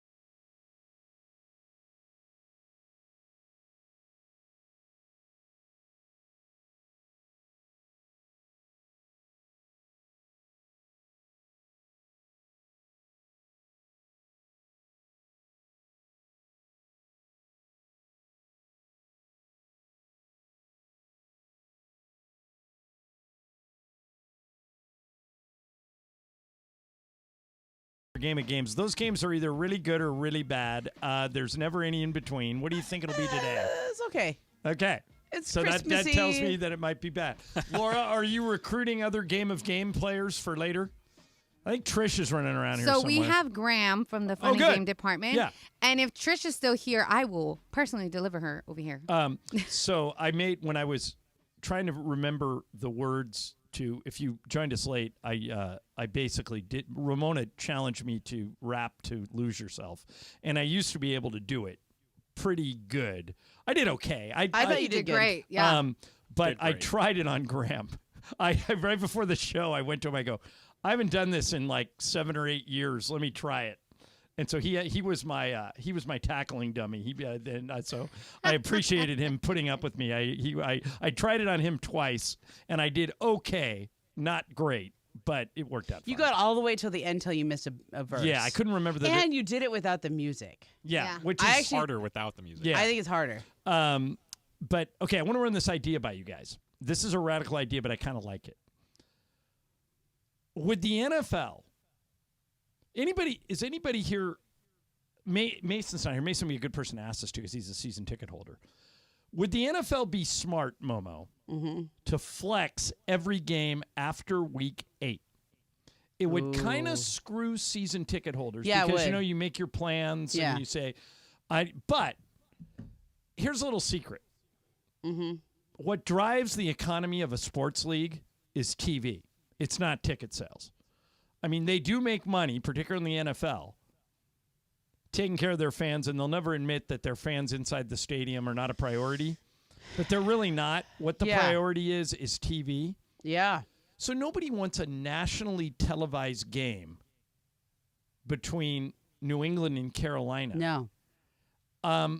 So, take, for example, last night, that Monday night game was the game everyone wanted. It just kind of worked out that way. Right.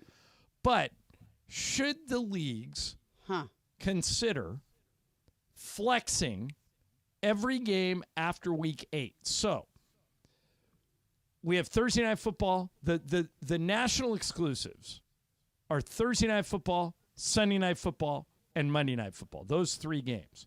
Shouldn't the best 3 games go into those slots?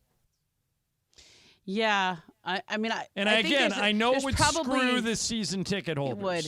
I think the Monday night and Thursday night are harder because that changes all your travel plans. Right, but I'm saying you would give everybody a couple of weeks' notice. Yeah, but and also you could also right now I think Sunday Night Football has flex scheduling, but that's the only thing that has. Yeah, it. I wonder if you could give almost an in between where you could give Amazon the Thursday night 3 flexes a year.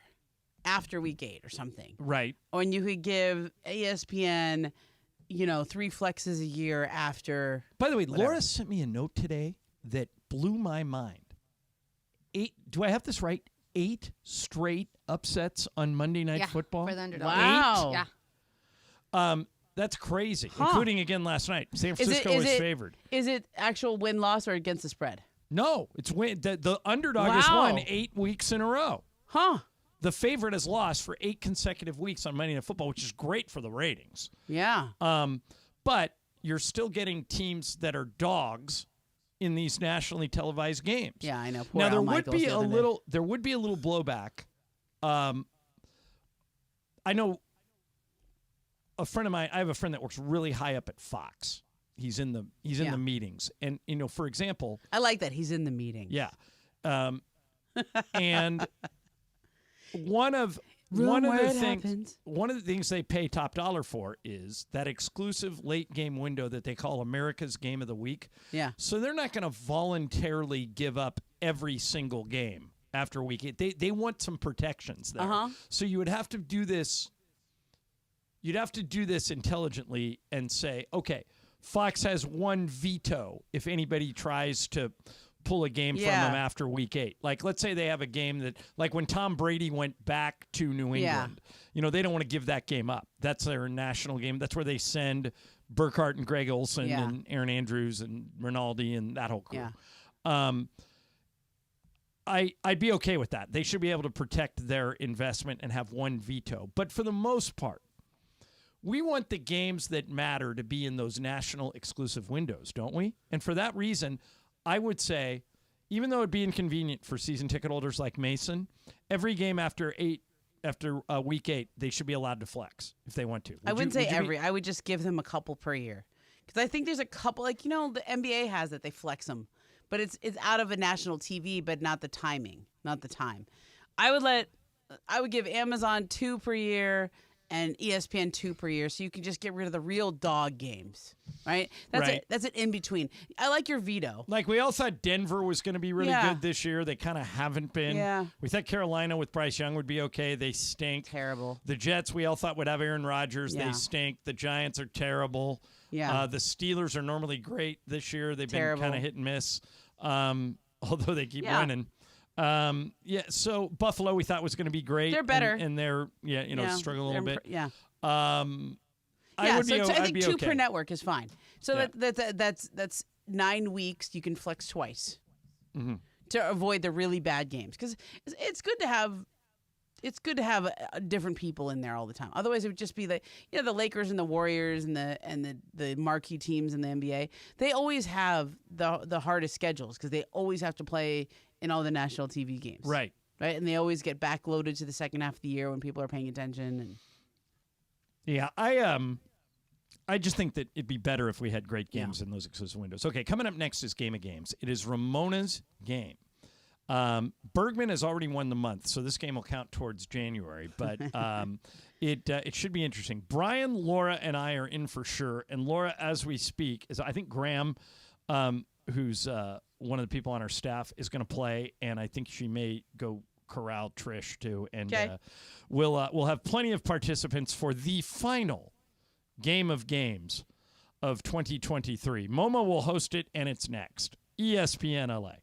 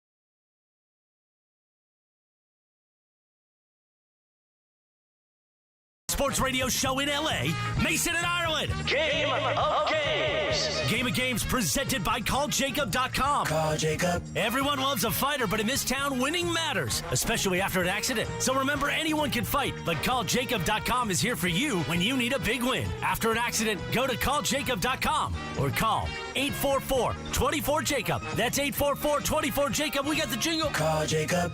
Thank you. Game of Games time. Take it away, Mace. All right, no Mace today, but we have a full house to play the last game of games of the year. It is Momo's game, and we welcome to the show our friend Trish Kinsey, who Trish has worked here longer than I have. What was your first year at ESPN? Oh, God. Well, I started up in the other building. Back in the across the street from Arby's. Yeah. Yeah, and Trish is the person I call whenever I can't figure anything out. She's kind of in case of emergency, break glass. I ask her ridiculous questions all the time, and she's nice enough to come in and help us out today. She's going to play, and then Graham Metzger is going to play. Graham, what is your official title at this place? We'll just call it Fun and Games Department too. They got a GKB title, but Director we're holding of it down ambience, at the Fun and, you're on the Fun and Game staff, which All is a right. good place to be. I like it. So, Okay, Momo, you got let me five. preface You got this. 5 players. You got Brian, you got Laura, you got Graham, you got Trish, and you got me. Okay. Okay. We have 9 questions and a tiebreaker. Good. Okay. And I'm going to tell you, I wrote this last night when I was about to go to sleep around 11:30. I go, oh, that's right. I have to do Game of Games. Yeah. So I wrote this as I was falling asleep, and the phone was like hitting me in the forehead the whole time. So Okay, I have no so idea this if this is game, going to be I'm good or telling not. you right now, this game's going to crash and burn, and those are always Excellent. spectacular. Excellent. All right, Okay. go ahead. What's this the is first question? Christmas themed. I couldn't think Okay. of any other good thing. I was like, it's Boxing Day. It's Christmas stuff. Oh, that's I don't right. It know. is Boxing Yeah, Day it's today. Boxing Day. Yeah, Okay. yeah. Okay. Okay, so multiple choice should be easy. All Okay. right. Who's keeping score? I am. You got it? Okay. Yeah. Number 1. How many ghosts show up in A Christmas Carol? Trish. Is it 3? No, hold on. it's everybody gets to go. Oh, It's, shoot. is I'm it 3, excited. 4, or 5? Brian. Trish. No, just you're gonna go around. Okay. Yeah. Well, I wanted She's to- so excited. Yeah. Okay. Brian, go first. Brian, go first. How many ghosts? 5. Okay. Laura. 5. Graham. 3. Trish. 3. I think it's 3. The answer is 4. Oh, we all missed Nobody it. got it. She was Okay. so excited. That was my question, Momo, on one of my games. And you missed it anyway. What are you doing? All right, number 2. Okay. In the movie Miracle on 34th Street, it's based on a real-life department store. Which store is it? Is it Saks Fifth Avenue, FAO Schwartz, or Macy's? Ireland, you go first. No, it's Laura goes first. Oh, Laura. We're going Okay, in that's order. right, yeah. Laura. Macy's. Graham. I'll go FAO. Okay. Trish. Macy's. I think it is Macy's. Brian. I think it is Macy's. It is Macy's. Everyone All right. on the board except for Graham. Sorry, Graham. It's all good. I just All wanted right, Graham, to say you're that. going first this time. Here we go. All right. In Home Alone, where are the McAllisters going on vacation when they leave Kevin behind? Paris, Florida, or Arizona? Graham, you're Graham. up first. Paris. Trish. Paris. I don't know the answer, so I'm just going to go with you two. Paris. Brian. Okay. I think it is Paris. Laura. Paris. And that is correct. Everybody got it. All right, Graham's Graham on the board. knew that one. Everybody, He was like super confident. Everybody has 2, and Graham has 1. All right, Trish, you go first this time. Here we go. All right. Which country did eggnog come from? Ireland, Belgium, or England? Trish. Belgium. Okay. Well, this would be really. This is me. It would be really embarrassing if the answer is Ireland and I missed it. So I can't afford to take that chance.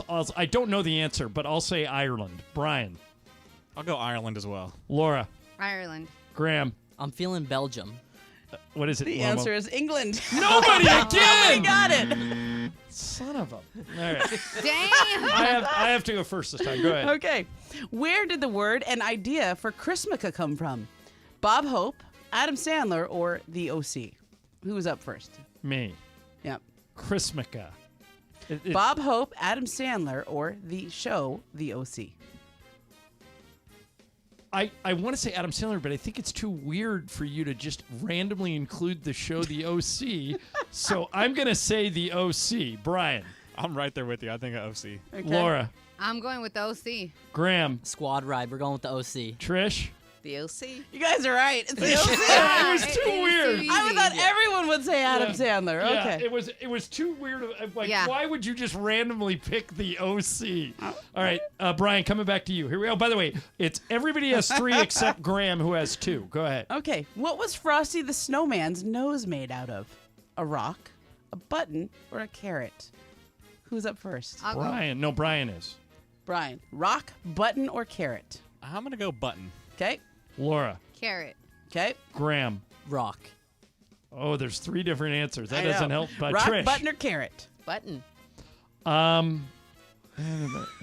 Trish said that with some confidence. I'm going button. That is correct. Boom! It's button. All right, Trish got it. I got it. Who else got it? I got that one. Brian got it. Okay. So, It's in the song. oh, that's right. Yeah. That's right. Okay, Oh, Laura. I gotta have a poker Trish face. knows What you're not number- supposed to. Okay, what number is this? We have 3 more left. Okay, so Laura, this one's coming to you. Okay. Boxing Day is celebrated in all of the following countries except. So Okay. I'm going to name a bunch of countries. You tell me Okay. which one it is not celebrated in. Okay. Okay. England, Canada, Australia, France, New Zealand, or Hong Kong. One of England, one of Canada, those Australia, France, New Zealand, or Hong Kong. one of those does not celebrate Boxing Correct. Day. Okay. Laura. I have no clue, but I'm going with Canada. Okay. Okay, Graham. I'm also feeling Canada. Trish. I'm gonna say Hong Kong. I'm with Trish. I think it's Hong Kong. Brian. I also think Hong Kong. None of you were correct. It is France. Oh. France doesn't celebrate. France does not celebrate Boxing Day. Very odd. All right, It's a whole Commonwealth thing. All of those are Commonwealth countries. there are 2 left, Momo. Yeah, 2 left. Okay, so that means one of the leaders has to go first. I'll Okay. go first on this and one. I set this up very. And okay. Trish can go All right, first ready? on the last. Oh, so Brian, you're also in the lead. It's Brian, Trish, and John with 4. Laura with 3, and Graham with 2. Graham, you got to get this to stay alive, okay? Man, I'm Jewish. This was the worst game for me to. Hey, jump no. in on. I won the Jewish game, the only game I won, okay? Okay, which popular Christmas song was actually written for Thanksgiving? Is it Jingle Bells, Silent Night, or Rudolph the Red-Nosed Reindeer? I know this. Okay, well, wait a minute. You get to go at the end, Laura. Oh, okay. I said I would go first. So what are the 3 songs? Jingle Bells, Silent Night, or Rudolph the Red-Nosed Reindeer? I'm singing Silent Night in my head, and it's all about round young virgin, mother and child. So it's got to be Jingle Bells, right? I'll say Jingle Bells. Brian. I also think Jingle Bells. Trish. I think Jingle Bells. Laura. Jingle Bells. All right, now, Graham, you got to go another way here. I was gonna anyways. I'm feeling Silent Night.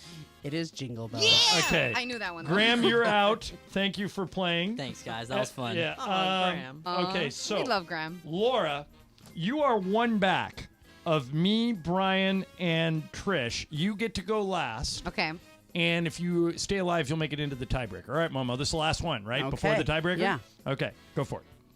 Astronauts broadcast which Christmas song from space in 1965? Okay. Is it White Christmas, Jingle Bells, or Rudolph the Red-Nosed Reindeer? Okay, Trish, you have to go first on this one. I don't know. I'm gonna say Rudolph. Brian. What was the second choice? So White Christmas? White Christmas, Jingle Bells, or Rudolph the Red-Nosed Reindeer? I'm going to go White Christmas on this one. Okay. I'm with Trish. I think it's Rudolph. So, Laura, that means you got to go to the odd one. The one, you got to pick Silent Night, right? Yeah. No, that's not one of the choices. Oh, what are the 3? White Christmas, Jingle Bells, or Rudolph? All right, so you should pick White Christmas so you can stay alive. I wanted to pick Rudolph. But if you do, you'll be out. Because Okay. Trish and I already picked it. Pick Okay. White, trust me, pick White Christmas. It's the only Okay. way you can win. Wait, didn't he? I took White Yeah, Christmas. Oh, he no, took- so then you got to pick Jingle Bells. Yeah, I have to pick Jingle Bells. Okay. No. This is hilarious. What's the answer? You're strategizing. What about Graham? Does he get to pick? No, he's No, out. He's out. It's Jingle Bells. Boom, Laura! Damn! Okay. I They're wanted both Rudolph. Jingle Bells. Oh. Jingle Bells is the answer to the last 2 So questions. we have a 4-way I love it. tie. Oh, damn. Okay. Oh, it's a good thing I came up with the tiebreaker, and it's Yeah. not the one you told me. Okay, good. All right, this will decide it. This is the first win of 2024 because Bergman already locked up this month. All right, Okay. Momo, what's the tiebreaker? I need this, Momo. What is the average Christmas bonus in the United States. The average holiday bonus that is given out in the United States. All Okay? right, so I'm and not it's going to say closest about without going over. No, or just no? closest. Okay, closest 'Cause is going to win it. I think that's going to be Okay. Everybody write something down. If you can't write it Write down, it down. just well, you're on the honor system, Trish. All right, I'm gonna write something down. And Brian, did you write something down? Yep. Laura, did you write something down? I did. All right, Trish, you go first. What number? I'm going to say $1,000. Okay. Okay, Brian, what'd you write down? I wrote $100. Oh. I also wrote $100, so I'll You guys are change. cheap. No, so I'll change mine to 200 just Okay. so I have something different. Okay. Laura, what'd you write down? 300. Okay, so they're down. Now we've got a winner somehow. All right, so Trish says 1,000, Laura's at 300, John's at 200, Brian's at 100. What's the answer? 1,900. Trish! Way to go! Yeah! That a girl. Boy. She just walked right in here and did that. That's surprising. That's I a think lot, you have yeah. to also think about the people who make a lot of money. that's they factored skewed into that. it too. Yeah, they tilt the scale. The average is usually 2 to 5% or 1 week's salary. Like you pay somebody double. Yeah. You know, whatever your week's salary is. It's Oh, I like didn't that. think about All right, that. so Trish, Yeah. give me your honest answer to this question, okay? Yes. For Christmas, I give everyone on the show money. I don't put any thought into a gift. I give them cash. Is that insensitive on my part? No, absolutely not. Well, that's Laura and Brian. I gave both of you guys cash. Yeah. Were Oh, you yeah. guys excited, or did you think, God, he didn't put any thought into this? What a loser. I thought, oh, great gift. Honestly, I was taken back. I wasn't expecting that. So Yeah. I'm appreciative. Like, I feel Good. like, sometimes that's the best way. So the origin of that story is, you guys know Lindsay Theory. Yeah. And we love Lindsay. And she got married 2 years ago to an airline pilot. And by the way, they look like they're out of an LL Bean I catalog. know. They're like the world's best And then they looking have couple. these beautiful children. Yeah, I mean, and- it's like Yeah. ridiculous. I know. So Lindsay had her wedding registry, and I got her these floating candles that she wanted for her wedding registry, and I think I paid like $400 for it. And Wow. Mason said, "Hey, what'd you get Lindsay?" And I told him. He goes, "What did it cost?" It was $400. He goes, "I'm giving her cash. We're Yeah. going to do it as it was brilliant by Mason. He goes, "We're going to do it as an experiment."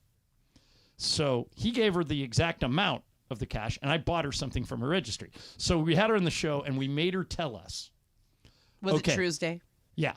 We said, we're not letting you leave until you give us an answer. What did you prefer? The gift off your registry, which is something you asked for, or the cash? There's this long pause. She goes, I don't want to say. We go, we're not letting you off until you say. She goes, cash. Yeah. People never complain about yeah. cash. I have stuff on my registry that that people got for me that I have never opened. Right, me too. Yeah, China. so that's why you I have can all never this go China. wrong. I'm like, I don't with need cash. this. Okay, we got to wrap it up. Coming up next, thank you, Trish, for playing. Look at her, just and walks happy right holidays. in. Walks right in and Just- chalks up the Oh, victory. yeah. Momo, happy holidays to you How and was the that boys. game? Not terrible. Not terrible. Did It not was good. Everybody out there listening, have a happy new year. Coming up next, Sedano and Cap, best of ESPN LA.